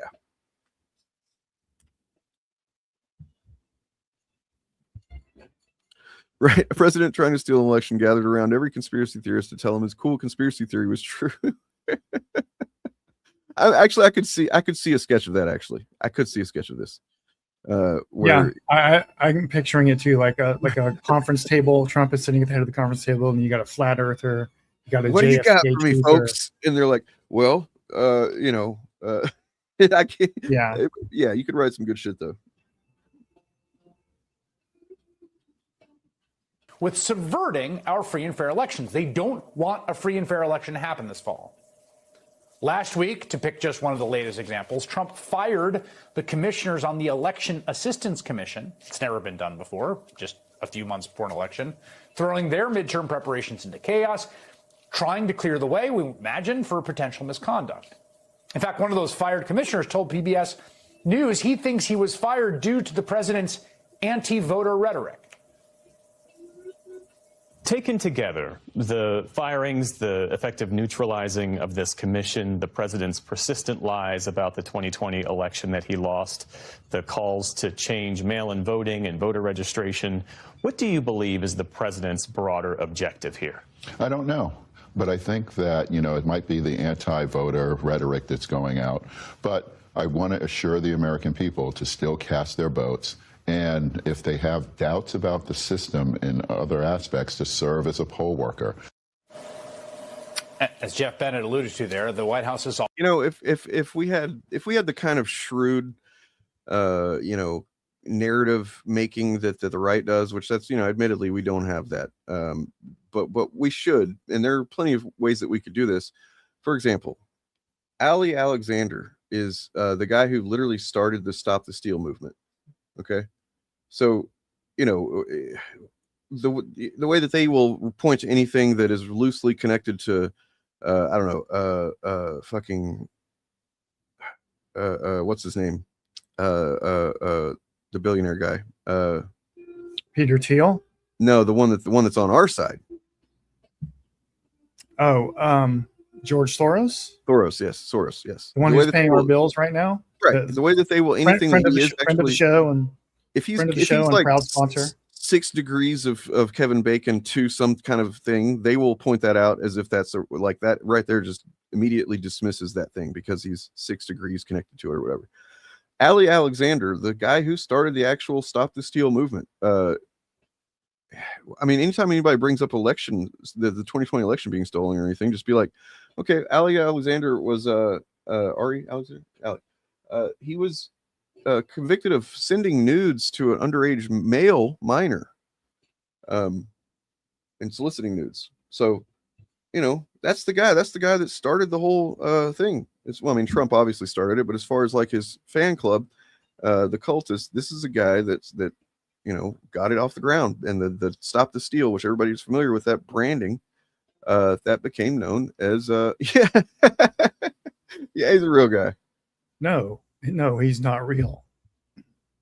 George Soros? Oh, okay. No, you're right. He's not real. Who's been He's not sending a friend of the show. He's not a sponsor. He's not paying our bills. There is no George Soros. Forget you heard the name. Not just a mythical supervillain. I mean, he's kind of that too. Yeah, it is a way that they do anti-Semitism. You know, and it is convenient for them. Although they take it crazy far. They try to say that he's actually a Nazi. You know what I mean? Because and they say it's because he basically as a child ran errands for Nazis. Essentially, whenever during was it Nazi occupied? Where is he from? I don't know, but wherever he's from, Poland, I think. Okay, yeah. I think Nazi occupied Poland or whatever country he was from as a small child, and this is something that happened. Like they would use the local children to run errands and do shit. You know what I mean? Like and he was, to be clear, he was forced right as a child to do either you do run this errands or for the Nazis. You're a Jew, so you know what happens. You know what I mean? You little Jewy guy. Well, we'll do some of the stuff we do to Jews if you don't go get us our coffee or whatever the fuck. Yeah, and he should do those things. He should totally pay us. I would honestly be like, I'd be proud of it. I'd be like, you know what, man? I finally hit the big time. Here is my first paycheck signed by George Soros. Fuck it. I don't think there's anything to be ashamed of at this point, considering the known funding that goes on the right. Considering like the influencer pipeline that they get paid to get on brand and say the same shit, stuff like that. It's fucking. Pay us in Soros coin. I think that's a Jewish thing you're saying. I think that's an anti-Jewish thing. It's like an anti-Semitism, like Jew, no, it's Soros coin. It's cryptocurrency, but cryptocurrency. All right. Call it palindrome coin, since he has a palindrome as a last name. Oh God, he does. That's crazy. Cool. Here is more stuff. I'm gonna keep watching this for a minute. Also targeting voter rolls. This has been a kind of long-running story here, an obsession. So last year, the Department of Justice sent threatening letters to every state, essentially trying to shake them down for access to unredacted voter registration data while searching for non-existent instances of fraud. The obvious goal, to suppress the vote, keep eligible Democrats or people likely to be Democrats from casting their ballots. Now, they keep losing those fights in court after court after court, in state after state after state. But again, as we saw with like any good rapist, being told no 1,000 times, it seems to only motivate them more. Also, check this out. So we haven't heard about the reflecting pool lately. That's kind of weird, right? Like he was just talking about it nonstop for a while. Why hasn't he mentioned it lately, do you think? My honest answer would be he's probably forgotten about it. True, but also maybe he doesn't want people to look at it whenever it looks like this. Is it empty? It's drained. It's empty. Drained? Yep. Okay. Just empty. Yep. Where's all those cuts? The big cuts right down the middle that he was talking about. People had sliced it open and stuff. I don't see that. Who knows? that didn't stop them. They kept going, right? Trump's trying another avenue to achieve the same end. I'll be right back, Bob. I'm going to grab some water. Okay. I think you control this if you want to stop it and say He's also trying to use the U.S. Postal Service. Yes, I can. Okay, let's keep going. Have fun. Via an executive order to determine effectively who gets a mail ballot. Like the USPS will get to kind of veto who gets to vote by mail. The court also blocked that order, which directed the USPS to only deliver ballots to states that gave the federal government a list of pre-approved voters. Of course, right now, the president's main goal is the large voter suppression bill that he's obsessed with and kind of monomaniacally focused on. He calls it the SAVE Act. He's threatening to basically shut down the entire Senate and any hopes of any larger legislative agenda in pursuit of. Oh, no, please don't do that. Please don't shut down the MAGA Senate for the rest of 2026. What a horrible thing that would be. Passing it. It's a really ridiculous, unwieldy piece of legislation. It could have the effect of making it exceedingly difficult, if not impossible, for many Americans, like including millions of married women whose last names have changed when they got married, making it well nigh impossible for them to vote. Again, take all this together, right? Take what the president says about how much he admires people like Putin or Xi or the dictator in North Korea. The guy just fundamentally does not believe in democracy. His party, let's remember, has already undertaken this totally unprecedented mid-cycle gerrymandering project across multiple states. Never happened in my lifetime. It will likely result in Republicans gaining an additional 10 or more, as many as 12 seats in the House, by disenfranchising Democratic voters, especially targeting voters of color to be disenfranchised. He is using the Department of Justice to target what his administration calls radical leftism. Do you think they're going to do that responsibly? Or do you think they're going to target his political opponents? Consider the fact that, as Talking Points memo in a great bit of reporting scooped, the prosecutor leading that charge marched to the Capitol on January 6th. Although, we should say, he did not enter the building, nor was he charged with the crime. Marched to the Capitol on January 6th, though. And so let me tell you all the problem with MS Now, with Ms. Now. Nobody watches it. And this kind of content is, and this is the same with all legacy media, CBS, CNN, etc. It's not the kind of content that people stumble onto. They have to choose to watch that network. So nobody is watching MS Now who was not already a fan of MS Now. And this is why new media, streaming, YouTube, stuff like that, has been so effective, is because there's a chance that new information can be shoved in front of people's faces by an algorithm that they would not otherwise have clicked on. So like when you watch MS Now, this is all, it's all scaremongering for the libs and stuff, but it's not going to break through to a wider audience. True. Oh, you're back. I am. Yes. You're making good points there.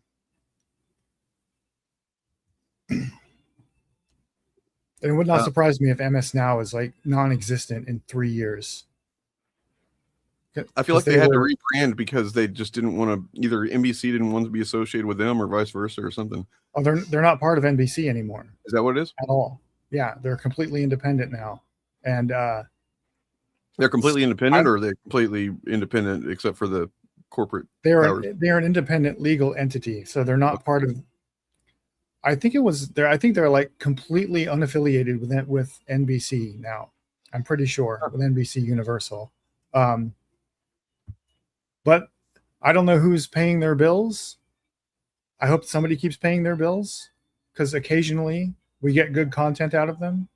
Yeah, but I mean, they are the little. I'd rather them exist than not, but I wish they would be less beholden to the status quo in general. Yeah, their goal was to be the liberal version of Fox News, and they did not seem to understand that was a bad idea. The Fox News was not a good model to follow, but they leaned into it, and we get occasion like Mehdi Hassan got his start in America there. Best thing that ever happened. Almost everybody who was any good on MS Now / MSNBC is not there anymore. They've moved on to independent media. Like Sam Cedar used to have a show on MSNBC, I think, and a couple of other people who are like really big in the independent lefty media space right now got their start there. I think he's probably got some problems now. Like, I haven't investigated him since I've become more, explicitly lefty. But I used to like Keith Olbermann. Oh, Keith Olbermann, yeah. I feel like he was the best answer the left had to like the, what was it? Bill O'Reilly. Bill O'Reilly kind of thing. Yeah. Yeah. Well, he was that, and he was pretty good at it, but I'm pretty sure he left because of a sexual harassment situation. Oof. Always the way it goes. He really was the Bill O'Reilly. Yeah. It was exactly the same thing. Great. He still does he has his own YouTube channel and his own podcast now, I'm pretty sure. So did you see any of this these confirmation hearings or whatever it was going on with Todd Blanche and this this other guy Jay Clayton that they're trying to get to take over the Tulsi Gabbard spot? Only in clips. That's all I've seen too. On. But I mean, Yeah. like this is crazy right here. On the election. You know, I'm not going to do this with you. This is a job interview. We've established that you have an obligation to be honest and forthright with the committee. Yes, you do have an obligation to be honest and forthright with the committee? Yes. Who won the 2020 election? Like I said, I'm not going to get into that with you. But you do have an obligation to be honest. Boy looks sweaty, doesn't he? He does. Honest and forthright with the committee. Is anything that I just said not honest or forthright? Yes. Jesus fucking Christ, dude. It's literally like arguing with a chud on the internet. That's the only thing they have anymore. That's the only move that they have if they don't want to just come out and say that they believe evil or fucked up stuff. This is what they do, you know. And this is a dude from a prestigious law firm of some kind. He's like supposedly like a big legal brain type. Sure, yeah. I mean, that's why he knows that he can't say what he really thinks here. And you know, like Jen watched this with me last night, and she was like, "Holy shit!" And I was like, "Yeah, what she hasn't seen probably is the many clips that I've seen of, you know, lower court judges being, you know, attempting to be installed Trump appointees that clearly were reached out to or are just part of the cult. You know, that they will refuse to answer this question in a direct way. You know, they're the ones that are like, well, the ballots that counter, or the ballots that were registered as being they'll say that like the number of ballots that were counted is like very obviously language that's legalese to say that yes, technically legally, you know, in the most technical sense, Biden won, but you know what I mean? And because they're doing that because Trump has told them you got to be willing to, you know, fucking do what I need you to do when time comes. He's been telegraphing this shit so much. I guess I am not vaguely, I'm very curious how much the general public is aware of all of these ways that he's been telegraphing for essentially since he left office and then came back for sure. But it's like at least once a week there's something that's very obviously going on that's like about the midterms here or 2028 or both. It's crazy. Yeah, that addresses Yanru's question here, brother. Just say what they want to hear and then do the evil shit. Well, right. See, they can't. The reason they don't want to lose power. They will lose power when that happens. They will be held accountable. No. They'll be held accountable when they're not in power anymore. If they say if they say, yeah, Joe Biden won the election, and then they go and do a bunch of government stuff that contradicts that answer, they can be prosecuted later on when Trump's not in power for perjury or other things. So they're giving an answer that is legally not untrue, but it's weasel words, obviously. Yep. But they're giving themselves wiggle room in the hope of avoiding prosecution in the future.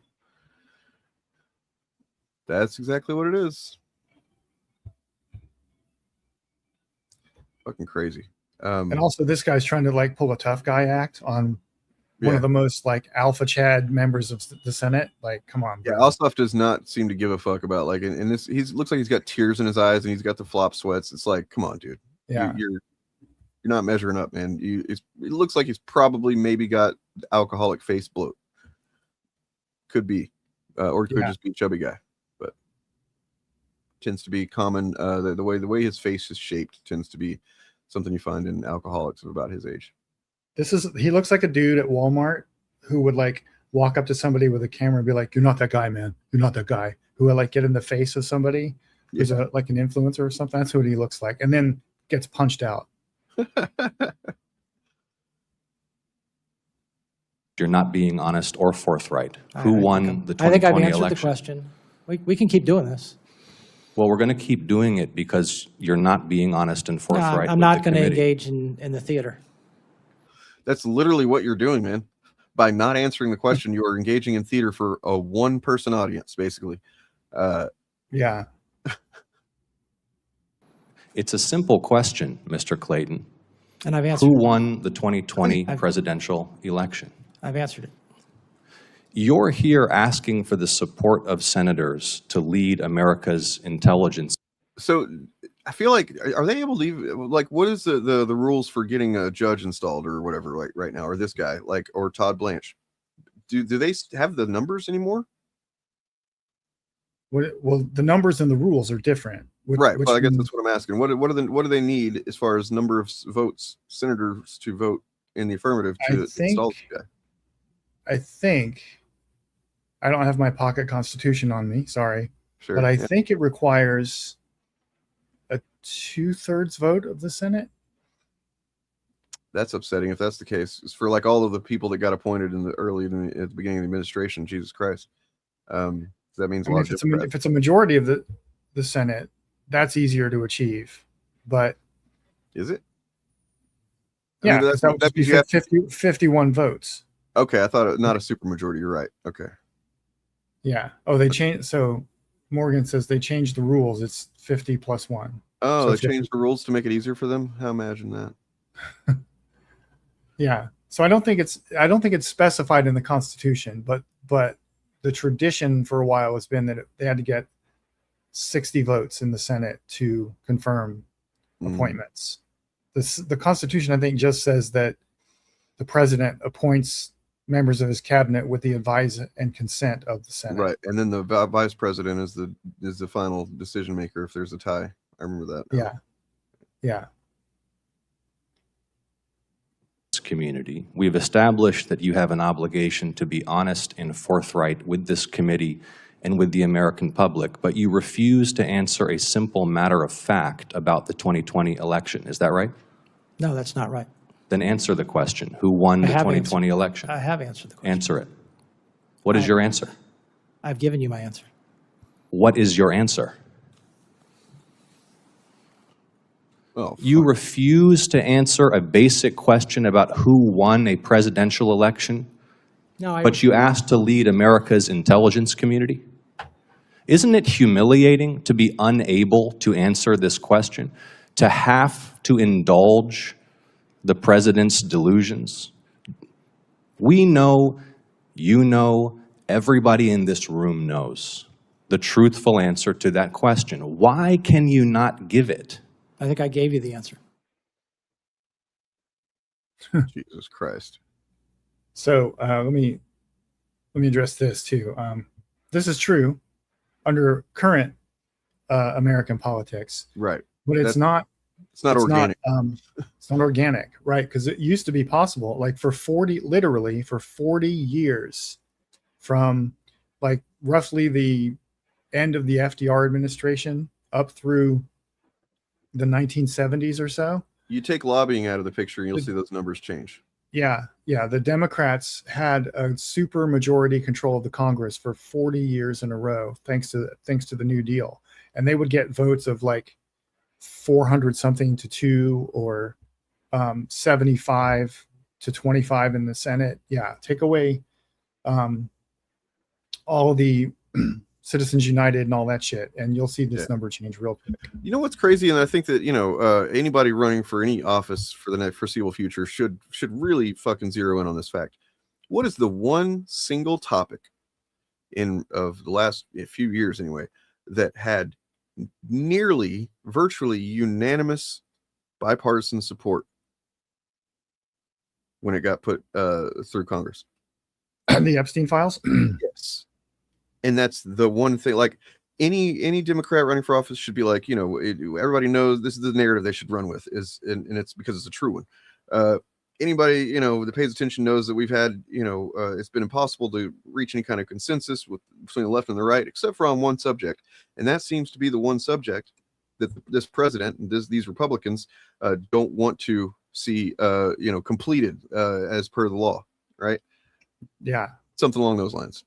I mean, speaking of which, I don't know if they've introduced it yet or not, but Massey and Khanna either have or are going to introduce what they're calling the Epstein Act 2, the Epstein Transparency Act Part 2, which, if it passes, will give state-level governments the ability to disclose the files that the federal government is withholding.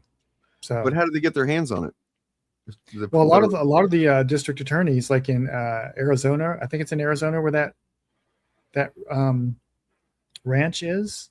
Yeah, he owned, and New York, like a lot of states have cases against the Epstein estate that are being held under wraps for legal reasons because they're ongoing investigations and stuff like that. But I think it also will give the state attorneys general subpoena power against the federal government, specifically on the Epstein files, not anything else, I think. Man, Massey and Connor, those troublemakers. Massey lost his primary to a MAGA guy, so he has no fucks left to give. Primary ever before, I guess, the Plattner one. Yeah, so he's out of fucks to give. Right, and he's also got a lot of support after that. Like there were already plenty of people that support him, but they just didn't vote for him because that's never been a race that people really focused on. But now he's apparently got a shitload of support, some of it bipartisan to a degree. Do you think I mean, it probably won't happen, probably couldn't happen, but like a Ro Khanna Massey ticket, you know? I don't think so.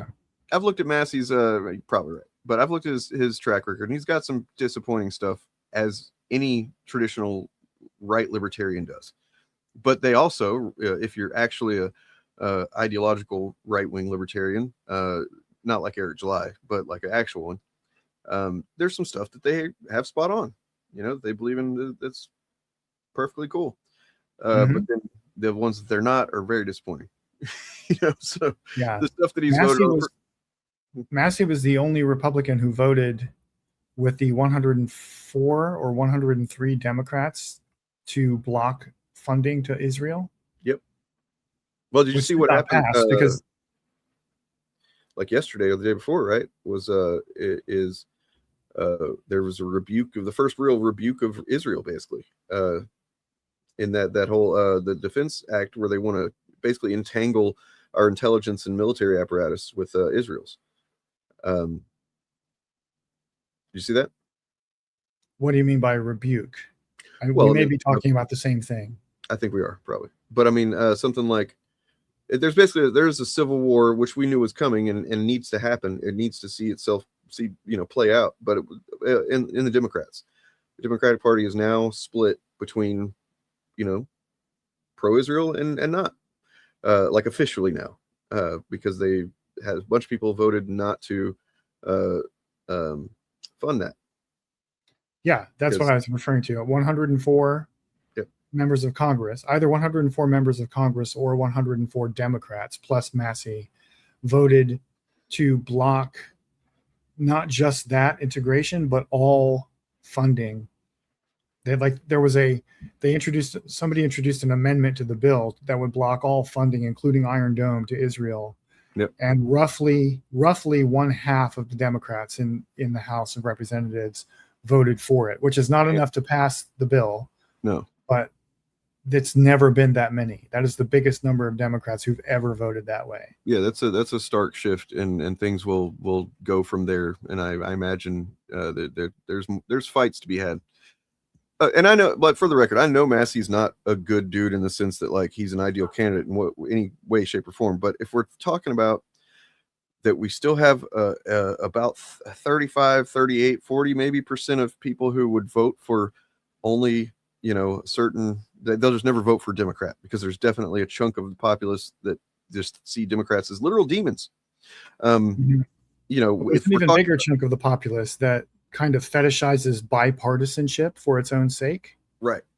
And so if we're talking about just getting out of this shit we're in right now, where we have entirely Republican control, and the only thing that's kind of saving us is that they're kind of feckless, can't get their shit together for the most part. But like, yeah, then I would definitely support that ticket if that was the best option we had to getting out of this, the weeds we're in. You know what I mean? Only if Khanna was the president. Yeah, that's what I was about to say. If Khanna was the top of the ticket, yeah. Did you see this shit that he got detained in Israel? Yeah, almost got killed. Yeah. Yep. and now they're Democrats. I haven't seen who, but they're apparently Democrats that are like saying his story's not true. Well, it's all on camera. Yeah. I mean, well, because what he said is that he took a tour that doesn't really get taken by politicians that go over there. They go over there and they're given by Israel a very specific tour of the region, and they're kind of kept away from the areas where the settlers tend to do their bullshit. Which I watched recently. Have you seen Louis Theroux's That Settlers documentary? No. Between that and then just learning, like watching some video, a Channel 5 video about it recently. The Channel 5 put out a video about settlers. Those motherfuckers, it seems like a nightmare living. Like, do you know what the kind of shit they do? Yeah. Yeah. They I was not aware of the kind of tactics they were up to over there. That's fucked up. Yeah, they basically move. They go and kick Palestinian people out of their own home, out of homes that they own, and then just occupy their houses. But even when they're not kicking them out, they're just kind of hanging around on motorcycles with guns, staring at people all day long. And they're now doing it. They're now doing it to. I think this is one of the reasons that Ro Khanna went there. They're now doing it to.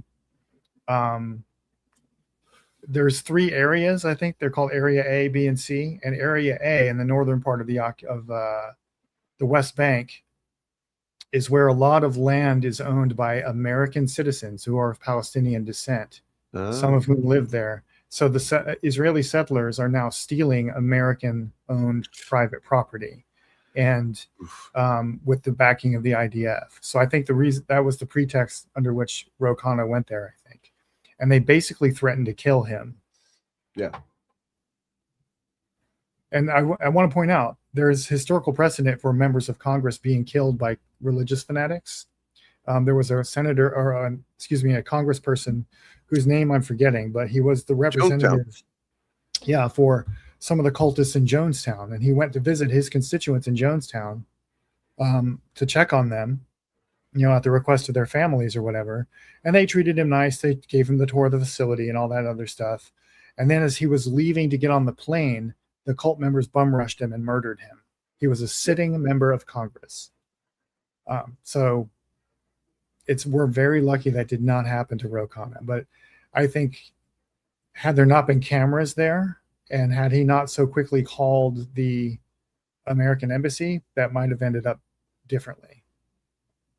Oh, well, you know what, though? Now I'm seeing here that on Fox Business that Dave Rubin calls Ro Khanna's West Bank detention claim profoundly absurd. So, well, we just give it up, guys. Dave Rubin said so. Yeah, Dave Rubin giving us some of those high-level ideas. Some real high-level. Those orbs he's throwing at us, guys. So I think I got the, at least some... what do I got here? Do we have... Yeah. Got a short from the man himself, Hassan Piker, where apparently he spoke with Ro Khanna about this.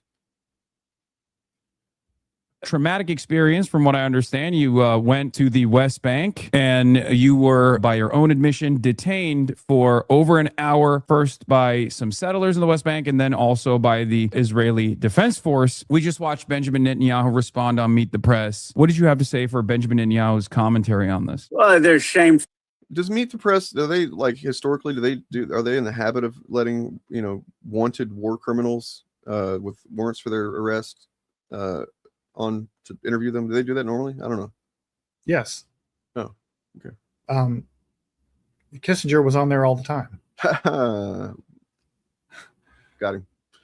Both Netanyahu's comments and the Israeli ambassador. These were not juvenile delinquents. There were violent settlers who surrounded our van, brandishing M4s, kicking the tires of the van, blockading our van in, taunting us, laughing at us, videotaping us. Why were they there? Because we had the audacity to go to see the Zanuta village that had been burned and destroyed by Yanan Levy, who is an extremist Israeli settler. And he sent likely his thugs to detain us, because he didn't want us to take the footage and tell the world about what happened in Zanuta and what happened at that elementary school. So we're there for 20, 25 minutes. The IDF shows up and I think, okay, great. They're going to clear us. We're going to get on our way. And they, to my shock, further the blockade. an unaccountable force that is backed by U.S. taxpayers gets to do this to an American congressperson, what would that force do to the average Palestinian, which, by the way, is, of course, illegal because the Israeli occupation of the West Bank is illegal? I had no idea how bad it was until I went there. I've never felt my race and being brown more than being in Palestine, in the West occupied. One thing I like about Ro Khanna is that he openly talks about how he has had his eyes open in a couple of different contexts, like the Epstein stuff. He's talked about, he didn't think that it would, he didn't think that there was really such a deep well of goddamn rich people that would be engaged in this kind of stuff, and that Epstein had his fingers in so many pies and stuff like that. All seemed a bit like conspiracy la la land to him until he started looking into the files, right? And so I like that a politician that's willing to talk about how he's grown on a subject like that. It's a good thing. Yeah. And this too. We need to push him, though. Ro Khanna needs to be pushed on Israel still, because he still, last I checked, supports, quote, defensive weaponry shipments and the Iron Dome. So, yeah. You're right. I think I saw Mehdi Hassan engaging with him about that, as a matter of fact.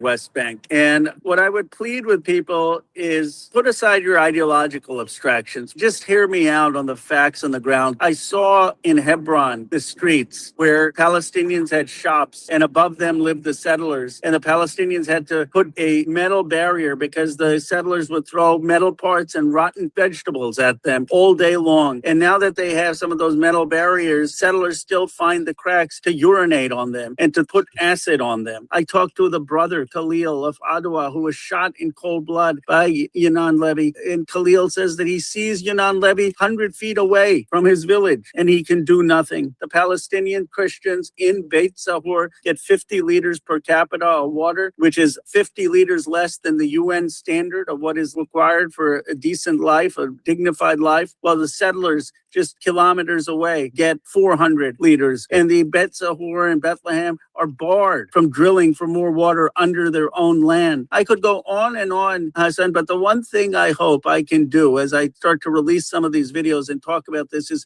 put aside your ideology. Look at the facts on the ground. It is apartheid. It is inhumane. It is cruel. You had a traumatic... Jesus. Ah, man. Here's a bit of an interesting conversation I caught short of last night. You should follow, what's her name? Shit, forget it. She's a historian. I forget her name right now. Corporation has made a big deal about is the degree to which more than $50 trillion. Heather Cox Richardson. That's it, yes. And they have revised that since to be more like $80 trillion, moved from the bottom 90% of Americans to the top 1% after 1975 to the present, which suggests that for the ordinary American people, the system that we put into place after the 1980s hasn't worked that well, right? Right. So I think that's really, look, there's no question that since 1980, the size of the pie grew. There are huge questions about whether we slice it, there's also no question we slice it less fairly or less equally. There's a question whether the slice of the pie that working class Americans get has shrunk or risen. People debate this very, very fiercely. I actually think at some level it doesn't matter, because the question is it big enough? Is there more we can do? And so some of the academic debates really are, have real wages for working class Americans risen over a period of 40, 50 years?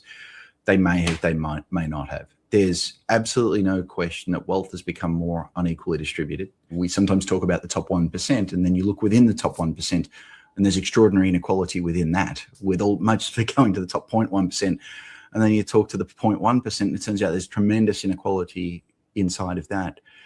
One of the things I'm struck by in the current moment is that extraordinary inequality at the very, very top end is now so large that personal fortunes are larger than campaign expenditures.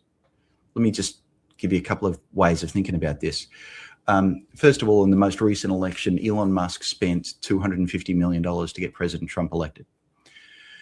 Trump won because of 3 states, and from memory, it's roughly 30,000 votes that he needed to switch. So if Musk was very, very bad at spending political money, and every $1,000 cost him $1,000 to change one person's vote, then still that $250 million was enough that he personally changed the election. So first of all, crazy fact number 1, the 2024 election was turned by, under almost any plausible set of assumptions, was turned by one person, Elon Musk. Second thing, it's really important. I said $250 million.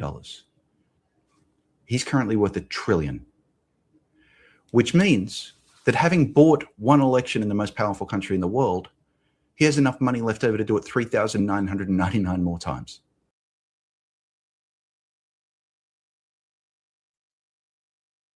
That's an uncomfortable thing to sit with. I don't know how I feel. I need to know what he's talking about, but like some of that stuff talking about the inequality of the top 0.1%, I don't think that who cares? But like, I guess he was trying to get to a point with it. But what he's talking about is the extreme concentration of wealth. Yes. Okay.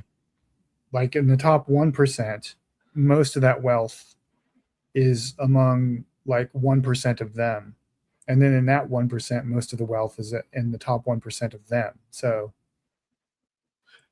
it's like millionaires are effectively becoming working class now. A point and not like actually trying to garner some kind of sympathy for the poor lower class 0.1%ers.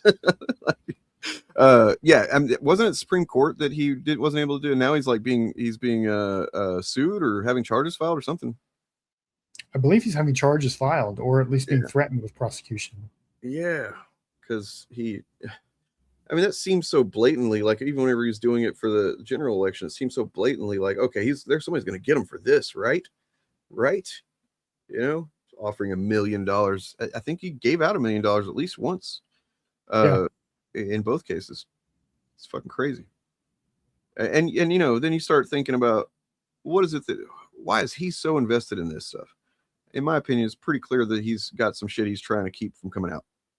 I think that's why he cozied up to the right once he realized that the left was going to be all woke and Me Too and stuff like that. I think there's probably some accusations. Maybe, but I think he's just a megalomaniac. There's that too, yeah. But I mean, it kind of goes hand in hand. Like if he's done some stuff as a irresponsible, fucking, kind of empathyless, potential sociopath, I mean, and just all the ways that he's fucking just extracted money from the government to make himself rich and basically nothing in return. What's he done for this country? What has he done? Are we any closer to anything like that matters? No, not because of him. It's all, I watched a video that explained how he had that's true. It's pretty fucked up. That that's all it takes for somebody like that. It's like, dude, how many fucking kids have you fathered? Just, focus on those, I guess. You know what I mean? Like focus on the ones that you can mold into more what you want them to be. Don't worry about her. But no, it was too much for his ego. Broke his brain. Sorry, I'm waiting on food to get here, and I'm relatively hungry, so I'm kind of getting distracted now. But then there's this one. Yeah, that's so fucking pathetic. Think about how much of a fucking loser you have to be that Jeffrey fucking Epstein wouldn't invite you. Like that you have to beg Epstein to be on. Well, he probably would have, but Elon was making it really cringe and difficult. You know what I mean? Epstein was probably planning on inviting him, but he's like, how much of a loser do you have? It's like whenever I used to, buy illegal weed and stuff back in the day when I was younger and didn't know any better. And I'd be on the phone, I'd call some guy and I'm like, hey, can I get a quarter ounce of weed? And he's like, don't fucking say that on the fucking phone, man. Like, oh, sorry. Yeah. Like how much of a loser do you have to be that the pedophile thinks you're cringe? Come on. Give me 1 second. Okay. Well. Yeah. I'm here. I just also had food being handed to me, so I was saying thank you for that. Oh, okay.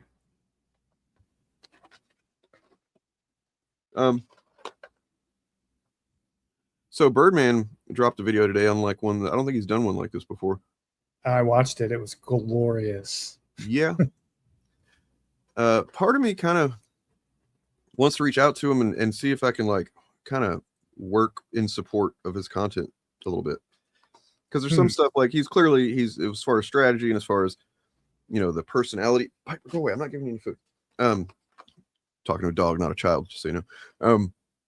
I don't give children any food either. No. Them kids. This one corgi Piper, she's so optimistic. Anytime there's food in anybody's hand, she's just gonna sit there and stare at you with like this smile on her face, like, yeah, I'm right here. But like, you know, there's always something in one of his videos or whatever. There's like one little thing, at least, maybe a couple, 3 in some cases, where I'm like, oh man, I wish I could just tell him this, or could have told him this before he made this video, so he could have this context. You know what I mean? So that, you know, not to say that I have a whole bunch of stuff to offer that he needs, but you know, I feel like I could bolster his content a little bit if he you know, wanted that. But yeah, for those who haven't seen it, it's an hour-and-a-half video that Birdman released this morning, where he's going over the latest appearance of Nerdrotic and Critical Drinker on the Piers Morgan show,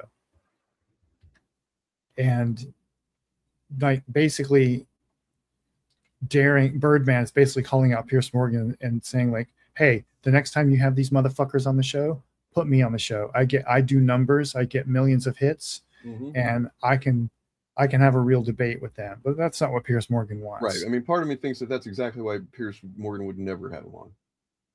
Yeah, well, Piers Morgan might have him on, but if Nerdrotic and Critical Drinker knew that Birdman was going to be on with them, they wouldn't show up. That's true. They would need to surprise him, and that would. Yeah.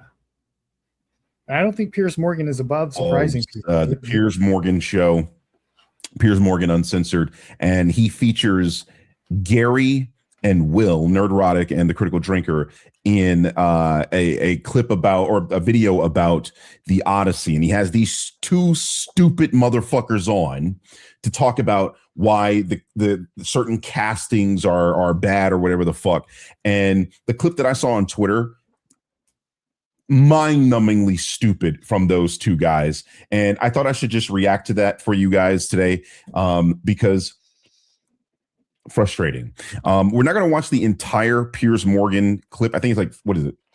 It's 44 minutes. We're going to get to the parts where Gary and Will make their dumbass fucking pitches, and we're going to debunk these motherfuckers live. Let's do it now. We're going to bring in... I want to also point out, and somebody says it in his chat, I think, really look at anytime that Drinker has to essentially not wear sunglasses on a video or on stream, he kind of looks insane. I mean, I know that's like pretty subjective, not really quantifiable claim to make, but like you just, there's a look in his eyes. It's like he's not all there, I don't think.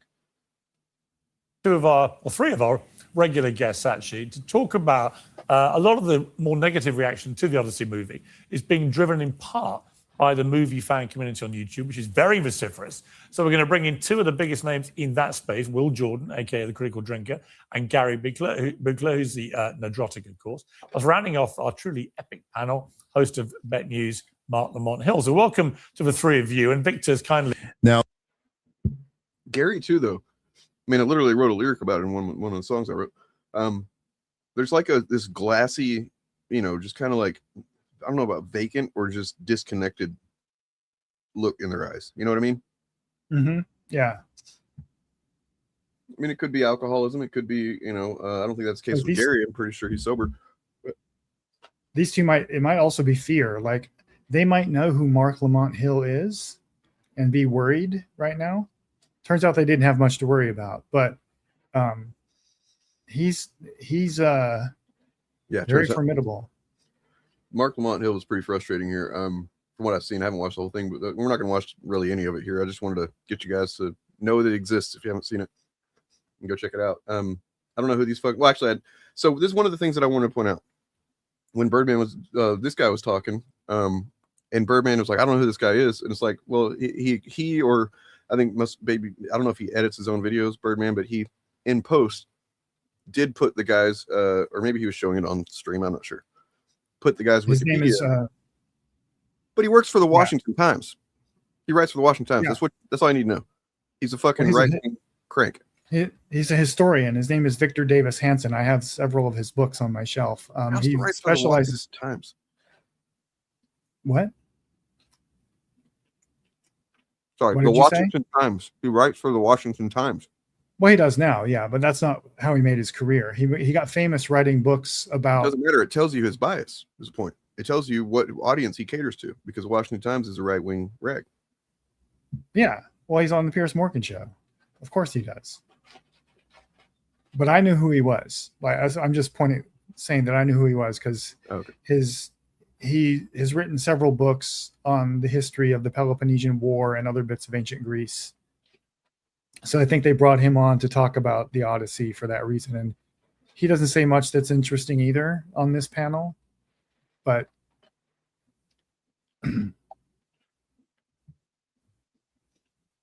probably. I mean, I would say this. Victor Davis Hanson has always been a right winger. That's always been evident in his work. But at least his early work was respected by other historians because he was rigorous and disciplined in his writing. Like every professional historian has a bias that they're honest about. So he's not considered a crank. He's just a conservative leaning historian and who does not hide his biases. I don't know what his recent work is like, but like the couple of books of his that I've read were pretty interesting. So I just noticed a couple of times in this where he starts out kind of seeming to disagree with Drinker and Gary, and then kind of at the end of it kind of comes back and agrees with them or supports something they said. Yeah, he does the thing where he I want to say agrees. here. Sorry, what? He does the thing where he agrees with some abstract principle of the other side, but then turns to saying, well, we can't really do that in real life because X, Y, and Z. So we should do the conservative thing instead. Well, so but it would be nice if we could. A couple of things that I think I commented it here somewhere. Yeah, I said all excellent debunks and counterpoints as usual. Gary would so the point where he's saying that, you know, basically it proves that it's just about race because the DEI requirements, as they call it, about the Academy Awards and stuff, you only have to meet those in the crew, in the you know, behind the scenes stuff. Yeah, you don't have to have that in the front facing in the cast. So that kind of, and I kind of said that's true. Like obviously we know that is a reason why we can tell that it's, you know, racism. But Gary, I think, and these guys, they would counter that by saying that Nolan does it. He casts that way because he wants the woke clout. Because if he just makes it the crew or whatever, that doesn't get him the woke clout. Nobody knows about it. You know what I mean? So he does the casting. And I was just pointing out that that's something that they would definitely say and counter to that. Yeah. You know what I mean? Yeah. Oh, so he replied. Cool. Yeah, I said all excellent debunks, counterpoints. Gary would defend his claims about awards eligibility. If confronted with your accurate criticism, he would say that Nolan included actors who fit the DEI criteria because he wants the woke clout, basically. And I've always gotten pissed about claims of their motivations for race swaps because, et cetera, because unless it's explicitly stated by the creators, they're just speculating, but acting like it's facts. And he said, agreed. My whole thing is evidence. I can't claim something for a fact if I don't know for sure. So it's extremely jarring to me to hear these people state things for which there's zero evidence. Actually, it actively pisses me off because since these people are so big, their audiences assume the correct way to behave because it worked for them, right? So you get this toxic, insane discourse we have today on the internet. I hold these people accountable for this. I guess maybe he didn't recognize that that was me. I don't know. Because I know what he does. Yeah, I mean, there's a couple of parts in this that look really bad for those guys. I mean, obviously the whole thing looks bad, but as far as, like, you can basically tell that anytime they are in a situation where they're not just allowed to be the main orator saying the thing that they have decided they're going to say, the propaganda lines and stuff, it's really easy to not only just debunk them, but them to kind of be debunked themselves by saying something else after they've said something a few minutes prior. You know what I mean? Like, yeah. Gary just makes it so clear that it's all about skin color and race here. And you know, Birdman does a great job pointing that out, but like, Gary, he looks fucking terrified. Gary does through the whole thing. And there's one part where I'm pretty sure I saw a drinker nodding in agreement with something that somebody was saying that kind of went against what they say. I'm not sure. I was kind of doing something else while I was watching and listening, but if anybody sees that when you watch it, let me know, because that would be interesting. If you just like, it seemed like he might have accidentally nodded in agreement, like realizing that was a good point, but not realizing he was betraying his grift. Yeah. I was listening, mostly listening. I didn't actually watch it. I was working and listening to this. So I didn't see most of the facial expressions and stuff. The whole accuracy thing, you know, let's look at specifically more comic book movies, but they can apply to anything that is an adaptation. The thing that I always think about is, you know, when they're saying these people that try to obfuscate the racism and bigotry, whatever bigotry it is, and they want to say that I'm a fan of accuracy. I like things to be accurate, comic accurate, or accurate to the source material, or whatever. And I'm like, okay, so if there's anything, and this is just seems kind of maybe silly, but I think this is the way I think about it. If there's anything in the adaptation that is even a little bit different from the way it is in the original source material, and you're focused on the race or the gender or whatever it is, that proves it is bigotry, right? You know what I mean? Like if Batman's costume is in the movie different colored than it's ever been, or it's got a different design than it's ever had in the comics, and you're saying that, well, you know, but Commissioner Gordon's black, and you haven't said shit about Batman's costume, that right there proves it's about racism. See what I'm saying? Yeah. Yeah.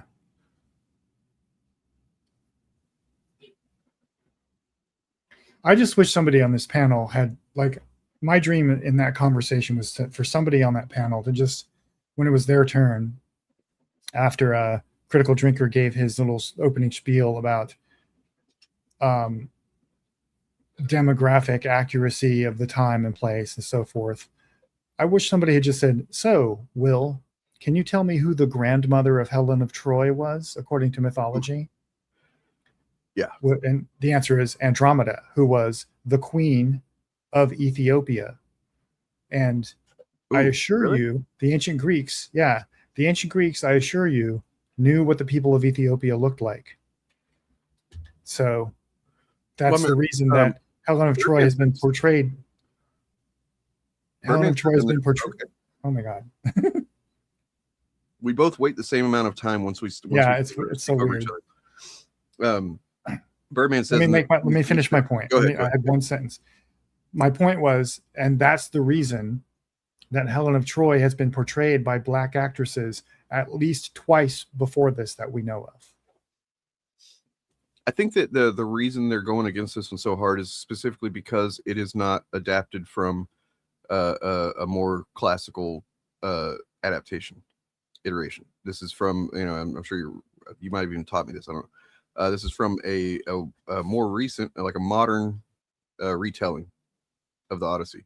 That's why it's from a translation where the translator, Emily Wilson, went back to the original Greek and just translated that into modern American idioms, basically, or modern English idioms. Because what other translations used to do was basically do like a generalized kind of British kind of accent, right? Yeah, they would try to elevate the language, right? So like one of the changes, or one of the things that she does in her translation, is anytime a side character is referred to as a slave in the Greek language uses the word slave for that character.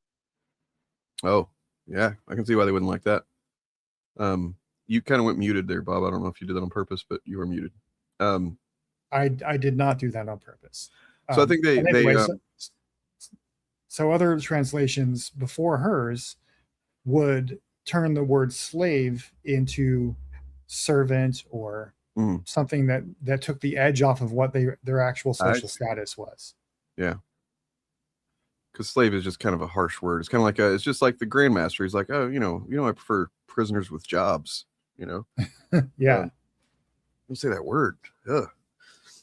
Yeah, it's like that. And so basically, what I think that the overall effort is behind this is, and I would probably venture to speculate. Yeah, I would venture to speculate that there is some directive from echelon higher than where these guys exist in the right-wing grift sphere, that their goal is to prevent that type of adaptation, that type of iteration from becoming a new thing and becoming more popular with classic tales.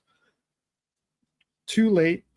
Yeah, well, I mean, that's probably why they went after so hard. Also because these guys need money, but so that's the thing that they're doing, in my opinion. And I probably, to some degree, Drinker and Gary probably know that's what they're doing. Maybe not.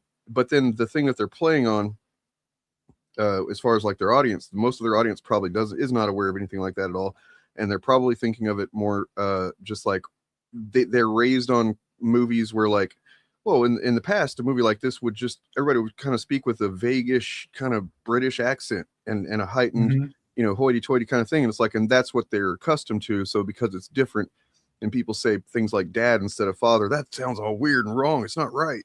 So that's the mechanism they're playing on with their grift.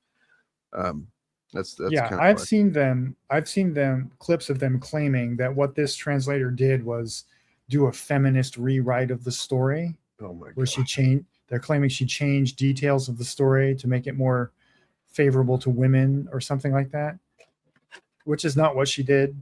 That's obviously a lie. I mean, anyone who isn't a fan of these guys should just assume they're lying. But if the whole point was to force diversity and make it a woman, make it more woman centric, then why does apparently Helen of Troy only existed for a few minutes in the movie? Because she only exists for a few minutes in the story. Right. But if they were literally adapting it in some new way, in a feminist way, why wouldn't they just make, Odysseus doesn't need to be, the lead character. Can be, let's just make it Helen of Troy, or make Odysseus a black woman. Why not? You know what I mean? Yeah. But no, that's not what's happening, because that's not what the goal was. And that further proves that their motivation is just racism, because Helen of Troy in the story of the Odysseus is barely in it. And apparently she's barely in the movie too. She never had a big role in the story, but they're acting like she's a central character, and they're all outraged because she's being played by a black woman. Even though it's just a myth, aka no real historical context. There is historical context. There is. It's just not the story itself. It's not the details of the story, but like the whoever wrote it. I don't know. I'm pretty sure Homer wasn't like one real guy, was he? Or was? There's no one's sure. There's scholarly debate about whether he was one person. But whoever wrote it, it was written during the Bronze Age, I believe. And then so there were the things that they were seeing in their reality at that time made it into the story.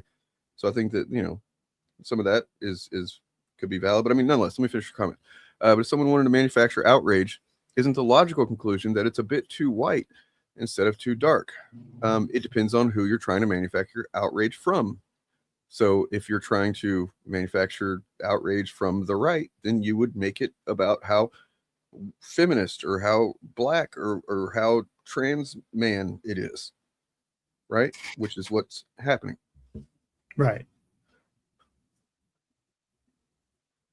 And Zendaya, how Zendaya it is. I mean, she's in everything, so it's whatever. Yeah, that's my main objection to Zendaya. She's in everything.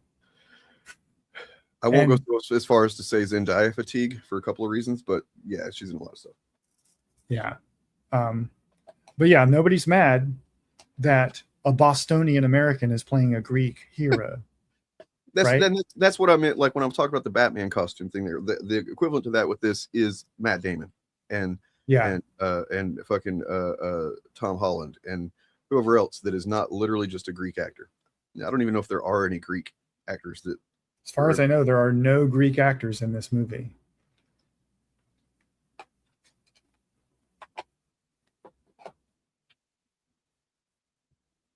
But like there's more historical context here as well that I alluded to earlier when I pointed out that the ancient Greeks absolutely knew about Ethiopia and what the people there looked like. Yeah. This was a time period like from ancient Greece, from the Bronze Age, from the Greek Golden Age up through like the height of the Roman Empire. This was one of the times in world history when there was a lot of cross-cultural exchange, like more than is average for the rest of history. People were not living in isolated groups, all over different continents. There was a lot of trade and a lot of invasion and a lot of stuff like that going on all over the place. For a long time, one of the main Egyptian dynasties was Greek, the Ptolemies, which was what Cleopatra comes from, because they were just out conquering everybody. Like Alexander the Great conquered the known world at that time, or large parts of it. And that, one of the benefits of empire is horrible overall, but one of the benefits is lots of trade and lots of cultural exchange, people moving around a lot, lots of migration. So the gene pool gets mixed and the cultural development gets mixed up. So this was a time when people knew that Black people existed and didn't think it was weird, and maybe even married some of them, Agolf Twitter or whatever. You're a few years Agolf time Twitter. traveler. Okay, I see. You're like a time traveler. I think you're stuck. I don't know, a couple years ago. And I mean, that's was an example that I covered as well, in the sense that they're railing against a Black Ariel when. And then and I literally debunked a guy live on stream one time about this who said that, well, what was it that Hans Christian Andersen, I think is the author. He's, I believe, Danish, something like that. The author of The Little Mermaid. Yeah. I think he was from Holland, Dutch. I think he was Dutch. Okay. So that's it from a couple of different layers. It's stupid to complain about that. One, because it's not adapting his original thing. It's adapting from the cartoon, the cartoon film, right? That's what that movie did. So, but then even on top of that, the original book or whatever literally describes not Holland. Doesn't take place in Holland. Doesn't take place around Holland. It takes place elsewhere. I forget exactly where, but it's very, so, never mind the fact that also mermaids, guess what? They're not real. So all that shit is stupid. But yeah, same people, same conflict. I mean, it's the easily agitated people that, they don't actually, in many cases, give a shit about the movies or anything like that themselves. They just are being told that they should be upset about this. They feel their identity as a white person is somehow at risk of, I don't know, going away. But it's stupid, and yeah, it's pretty sad. Yeah, it's all white anxiety about the death of white supremacy. Like, I think in their heart they know that whiteness is not real.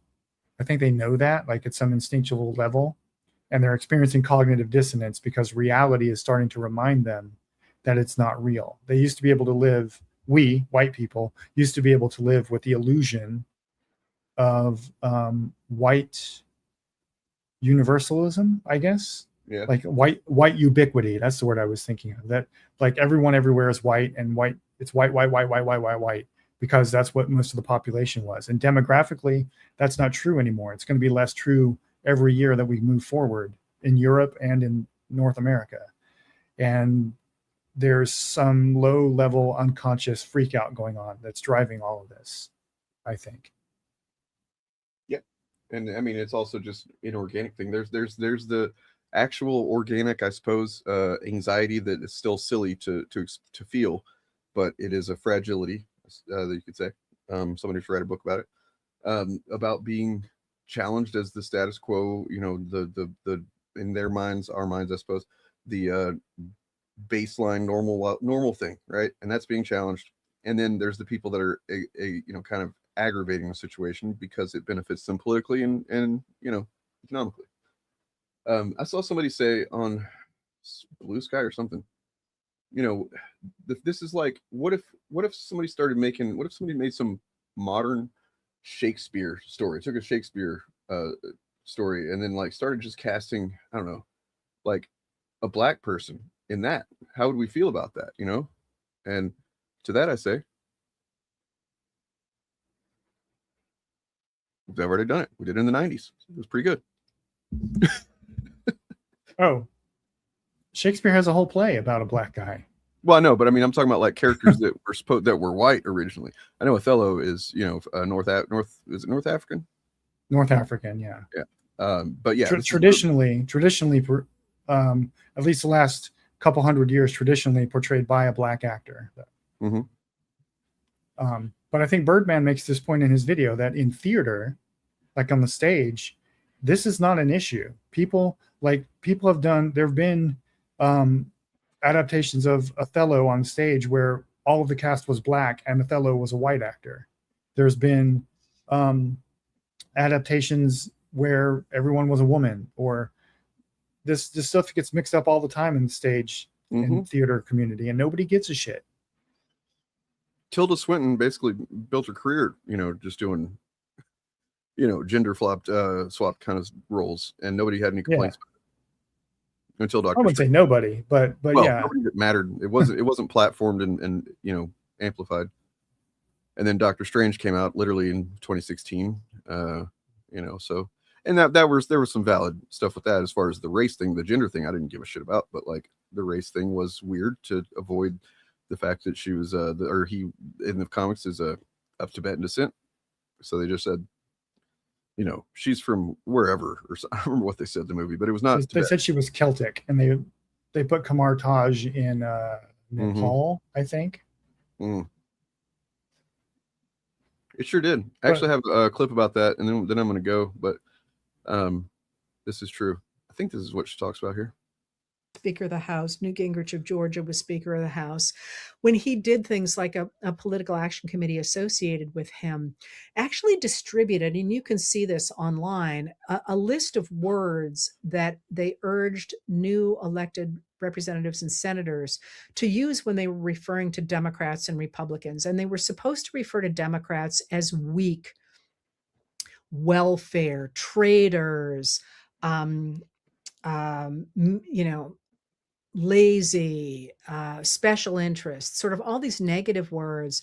And they were supposed to refer to Republicans as patriotic and strong and free enterprise and prosperity. And, you know, and you can see this growing conviction that Democrats are illegitimate. And you certainly see that with the rise of Bill Clinton and the Republicans who insisted that Bill Clinton was just so totally wrong for America that it must be that his voters were illegitimate. And then you get the election. When literally, I think the only thing that Bill Clinton had different from a Republican is that he was pro-abortion. I'm sure there's more to it, but historically, it doesn't seem like there's a lot of you know, breathing room between him and the Republicans at the time. Yeah, that was the point. That's when, like, the process started during the Carter administration. Carter was the first Democrat to do any kind of neoliberalism. Mm-hmm. But then Reagan just like turned that shit up to 11, and then Clinton kept it turned up to 11. And that really just sends the radical right over the edge, that something must be terribly wrong if voters want Barack Obama. And what they conclude is that whoever's electing him are the wrong sorts of voters, which is the same language we saw during Reconstruction when you have white men in 1898, for example, striking a coup in Wilmington, North Carolina, and throwing the legitimately elected government out by saying, okay, yeah, they got the most votes, but those people shouldn't have voted anyway, which is kind of where we are now with Trump's real panic over the 2026 election. Mm-hmm. Not just Trump's panic. Like that's where the Democratic Party establishment is right now too. Their whole attitude for the DSA slates that have been winning is, the subtext of everything they say is, oh, you voted for the wrong people. Yeah, and I guess it's I don't love the idea that everything's riding on whether or not they accept the future is happening or not, you know. Yeah, well, they don't have a choice. That's the point. We are going to force them out of power, and that they know it. So they're going to fight. They're going to fight. So just real quick, and they might win. They might win, but this is the closest we've ever been. So we got to strike while the fire's hot. Sadly, it would still be better if the fucking, you know, centrist Dems won than any more of these fucking fascists continue to be allowed to, you know, support Trump's bullshit. But hopefully it doesn't come to that. Hopefully we, you know, there's a couple of layers of ideal outcome. You know, there's ideal, then there's not ideal at all, but also better than the fear outcome. So we'll see. We'll have we'll see. We'll find out. But so something I learned was about how so Nancy Pelosi, you know, kind of iconic in her levels of fucking just, you know, corruption, playing the stock market and winning, right? And I think something in like 2023 or 2024, she ended up making like, I don't know, some $100,000 something dollars or something like that for that year, and that's like a big deal, you know. But then you look at Trump and what he's made since he's been in office this time. That's like couch pennies compared to what he's done. Not to say that she deserves to get off on anything. I mean, if she could fucking be arrested for it, I'd arrest her myself.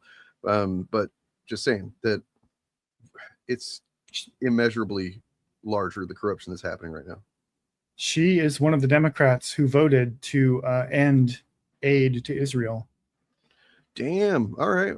Well, so if she's seeing the writing on the wall, that's a good thing. It's not going to be long before the rest of the old guard, the centrist institutionalists, start at least pretending to care about it. Right. I mean, it's as much as I hate to admit it. Like you look at the success of speakers of the House of the past. She was pretty good. Yeah. She was one of the best ones they had. Yeah. In terms of her ability to like do the job and get people to on brand and do votes and stuff. Yeah. Yeah. And she still carries a lot of pull in the party. So if Schumer and Jeffries see her voting that way, they noticed, believe me, they noticed. And we're going to see more Democrats. So what's going to happen is a lot of centrists like Gavin Newsom, for instance, are going to start pretending that they care about this, and they're going to start talking like left populists. Right. This very they see Newsom is in some focus group trying to workshop the language he can use to sound like he's appealing to the progressives while not actually committing to anything. Right. So we got to pay attention to if some candidate comes up that most of us have never heard of that is saying all the right things, we're going to have to pay attention to how did they actually vote before this, you know? Yep. And did they rape anybody? That's an important one too. Jesus Christ, platinum fucking piece. I was just looking through all the videos I have downloaded from the last several months of streams, and I got so many platinum clips in there. I'm like, God damn it, fucking delete all these. Well, I mean, he bamboozled us. I mean, for sure. You know, I think he bamboozled I was himself, never, you know. Yeah, maybe. I would say I made the arguments in favor of him, but my argument was always like, look, I know there's some shit about him that sucks, but we have to win first. And that's the more the BIPOC angle. I'm sorry, end of the progressive lefties group has been focusing on, with, you know, in to a degree understandable, and I see it's valid to be mistrustful that white people are so quick to, oh, he's got some problems, you know, yeah, he has a tattoo that, you know, okay, it's a Nazi tattoo, he didn't know it was a Nazi tattoo, well, we don't know that, well, we got to vote for him, you know, but at the same time, like, if there was another candidate, if I'm all for it, you know what I mean? Like, I'm not gonna. Well, the argument I've seen that since Plattner dropped out of the race, that I will confess that I didn't see very much before, and that's probably because I was in a silo, is an argument from like Global South people about the post Plattner made on Reddit about how much he enjoyed killing people and basically was describing massacring people. And he sold that as him being like, oh, well, you know, if you talk to any veteran, they're going to tell you that one of the things that messes them up after the serving is the fact that they enjoyed what they were doing, and that messes them up, right?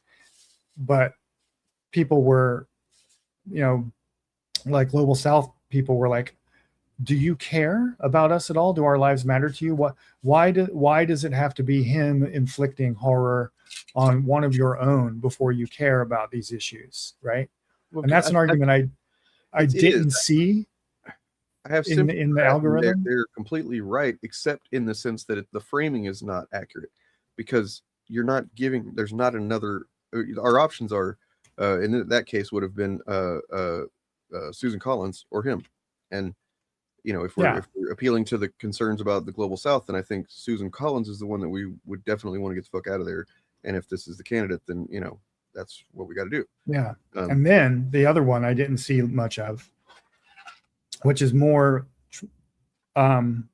salient in terms of the point you just made, was his platform talked about, when it came to military affairs, talked about wanting to like strengthen the Navy and like or bolster our military capacity, but basically like doing a lot of like imperialist shit is what he wanted to do with the military. Oh, and so not fight about getting out of Israel so we could use those resources for something else. Yeah, so like he would use I think the phrase he used was pointless wars. Stay out of pointless wars, right? Which leaves some wiggle room for saying, well, this war isn't pointless. We need to fight this war. Well, I mean, that's what Trump did, right? Endless wars. Yeah. Except, you know, look, we're probably going to be in an endless war now, or at least it's going to be a while. Well, the U.S. has, I think, been at war more years of its existence than it has not been. Mm-hmm. So I think so. I think that's got to be what it is. It seems to be, you know, there's been studies done on the type of personality that is attracted to run for office and stuff. And it's, you know, I don't want to say that every one of them is going to be like a sociopath or have sociopathic, you know, tendencies or something, but there's got to be some kind of sense of you know, I don't know. It's difficult to parse. I think it's people. You have to be kind of full of yourself to want to run for public office in the first place. And the way I relate to that is it being a YouTuber, right? Like I've said before, like you got to kind of have not necessarily a high sense of yourself, but you got to think that, hey, I got some pretty good takes or whatever to, you know what I mean? But you got to. There is a bit of an ego to it. Yeah, there's like, but like however good your public service may be, if you're somebody that wants to hold political power, there is a part of you that is kind of into it, right? It may not be the dominant part, but it's got to be there. You know, it's the old canard about the people who should have power are the ones who would never want it. Yep. And those people never run for office. So we're stuck with the ones who want power. And we have to like be strategic in how we allow them to gain that power. Well, I don't think that the two are mutually. I mean, you know, we want my cynical take. I don't believe in like true altruism. I don't think that's a real thing, and that people that appeal to that are probably grifters or trying to screw some people over. I think that the human mind works on you know, reward, and that, you know, and that just depends on that. What's the reward that somebody's trying to get is the main thing. You know what I mean? Like my son, for example, last year was talking about running for treasurer of his class, you know, a student council. And I was asking him, you know, we're talking about how he was going to campaign, and I asked him what he wanted to do. Like, what do you want? What makes you want to do this? And he said, well, because I forget what it was. Do you remember what it was? He said, Oliver said, whenever I asked him why he wanted to run for student council, what he first said, he wanted to be somebody important. Mm-hmm. And I said, okay, look, that's what it would kind of be in that context of happening, but like that should not be your primary motive. I was like, you should want to serve the people that you represent. That should be your prime reason for running for any kind of office, is you think that you have something to offer, and that your primary focus is going to be, I can do this for for other people that are in this, in this class, that, or whatever example it is, people in this district, people in the state, people in this country who are the experience common challenges and common situations, and I believe I can offer something that can alleviate that, or to and that should be it. And you should want that because it feels good to do, and that's why there's no such thing as altruism, because it should feel good. You should feel like, hey, I did a pretty good job. But you also have that comes with that is you got to keep that in check, and I think that's where some people go wrong. You know what I mean? Is you start feeling, hey, I'm pretty cool because I did that thing, and that starts inflating your ego, and then you start doing it more for that purpose than the original purpose. But yeah, do you disagree with that? I think we have different definitions of altruism. Yeah. Because what you just described to me is altruism. To describe what you mean, I would use the word selfless. Very few people are actually selfless. What is altruism then? Let me look it up. I'm just using colloquial definitions here, but most people understand that the practical uses of empathy and mutual aid. It's you scratch my back, I scratch yours. That's kind of built into the design of life on this planet. So I'm just thinking, so the definition is just we're talking about, there's the literal definition, and then there's the evolutionary biology, which is what I'm referring to, I think. So the definition is an unselfish concern for the well-being of others, but it's the unselfish part is what I don't agree with there. The evolutionary biological definition is altruism that is behavior that increases the survival and reproductive chances of others at a cost to the individual. This is often explained by kin selection, but typically people aren't going to do that unless they also believe that it's going to maximize their well-being as well, their own well-being. So, I don't think it's a bad thing. I think it's just that people, what it shows is that people, human beings, are designed, and I don't say designed, our biological imperative is to work together, to do things for each other. And some people are more suited to do larger tasks for larger groups of people than others. And that's, what I think a politician or somebody running for office is. I would say that the three bedrock motivations of all animal life on this planet are seek pleasure, avoid pain, and expend as little energy as possible. That is why my values are just basically, my morals are built on increase, optimize well-being and minimize harm. That's what all stems from. So, and I guess I could add help people be lazier if I wanted to incorporate that third one. Yeah. But I'm doing plenty of that myself, I didn't realize interesting. That's why it's hard to it's why it's hard for people to do things like lose weight or start a new hobby or make some other change in their life, because that requires the expenditure of energy. And we as animals don't want to do that. So yeah, functionally, humans are a lot like lobster. Like, take the lobster, for example. Humans are a lot like lobsters. Evolution tells us so. Not in the hierarchy, not in the social organization. There's also 12 rules for life. Mm-hmm. If you 12 rules for lobsters. 12 rules for lobsters. Don't drink apple cider. Don't eat only beef. And on that note, here's this thing.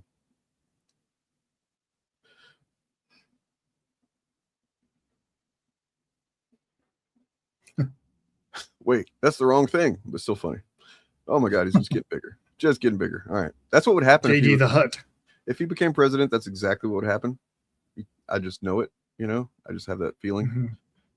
Mm-hmm. Anyway. Oh, here's this thing that I meant to show too. Not so fun facts about Todd Blanche. Comment anything and I'll send you a list of all the senators' phone numbers so you can tell them to oppose his confirmation as permanent attorney general. The hearings are going on now. 1. He was in charge of the disastrous release of the Epstein files. He improperly released the names of victims and illegally suppressed the names of, let's say, other people. 2, after lengthy private meetings with Ghislaine Maxwell, he got her transferred to a comfortable minimum security prison. 3, he announced the DOJ would not even investigate ICE's killing of Renee Good, saying, quote, "We don't just go out and investigate every time an officer is forced to defend himself against somebody." 4, he was the attorney behind Trump's slush fund settlement with himself, which a federal judge has now called improper and in bad faith. 5, he was Trump's personal criminal defense attorney, including when he was convicted of 34 felonies. Didn't even win. 6, he has overseen efforts to improperly obtain voters' personal information and intimidate election officials throughout the country, especially in Fulton County, Georgia. 7, he's currently under investigation by the New York Supreme Court after more than 100 judges filed a complaint about his repeated ethical violations. Jesus Christ. 8, he has repeatedly used the Department of Justice to go after President Trump's personal enemies. 9, the state of New Mexico is now saying he's stonewalling their investigation into the Epstein Ranch. And 10, he said if President Trump ever fired him as AG, he'd say, "Thank you very much. I love you, sir." Ooh. Seems like a cool guy. Definitely altruistic. Yeah. I will never understand the hold that Trump has over people. The guy's got to be a fucking sorcerer or something. I guess. I mean, you know, or he's got some kind of shit on him. But like, think about that. What does it tell us that he's apparently stonewalling the investigation into Epstein's New Mexico ranch? Huh. Why would he do that? It seems like a weird thing to focus his energy on preventing progress on, unless, oh man, I'm right there. I just can't figure out what it is. There's something there. I don't know. I'll get back to you. Because Trump's a pedophile. All right. Yep. Because Trump was running the pedophile ring. Epstein was his employee. Epstein was his secretary, I bet. I mean, like, oh, honestly, man, now all this stuff looks bad on me. I got to kill myself in prison now. Trump may not have been in charge, but the behavior of Epstein, like keeping all the records and all the dirt on everybody, that is the behavior of somebody who is not in charge. They are like building up their protection for when the shit hits the fan, so that they can cut a deal with the authorities for who, you know, for like immunity and shit. That is the behavior. That's what his behavior tells me. Yeah, Epstein was not the one running that that network. He might have been like running it in the way that like you know, in the logistical sense, maybe, yeah, but he was not giving the orders, I don't think. Yep. All right, here's this, and then I'm gonna call it a night. Thanks, Bob, for being on. Thanks, Morgan, for being on. Check out Bob with the Old Ways. Check out Armchair Black Belt. Check out Modern Audience. Check out other people that are good. Birdman. Check out the DSA. DSA, yeah. I mean, look, they need some sensible minds. There's apparently a little bit of war going on in that too. Man, it's crazy how like it's the right, whenever they want to line up behind somebody, they just line up behind somebody. And they're like it's only once they seize power that they fall apart and they start to fucking you know, aim at each other and stuff. But like the left, it's like we get a little taste of winning and it's like, can't handle it. Whether it's the Democrats or the, you know, no, I'm obviously being reductive. These are battles that probably need to be fought, differences that need to be worked out. Hopefully they work out for the best. So, yeah. Fucking leave. I know most of you have thought that because now it could happen because we don't know how government really works anymore. We used to think there was rules and stuff, but clearly none that weren't bendable or completely eradicatable. Is that a word? I mean, there doesn't seem to be any rules, kind of. There's all these norms, which are basically just sort of like, you're going to do the right thing, right? Yeah, no problem. Don't worry. What is that? But I was on stage, and I asked that question. I said, what if he doesn't leave? And a woman somewhere in back goes, there'd be anarchy in the streets. And I was thinking, like, in this country? I don't think so. I think what would happen is 3 days into him not leaving, people would be like, is he still there? This is so weird. It's so weird. I know, it's fucked up and weird. Totally fucked up and weird. Is he just gonna stay there? I don't know. I don't know what's gonna happen. Well, what do we do? I don't know.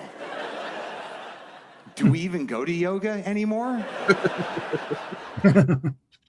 Yeah. Do we go to yoga anymore? Those are the questions of our time. All right, folks. Thanks for hanging around, hearing our bullshit, and which is still objectively better than Trump's bullshit. And here's this.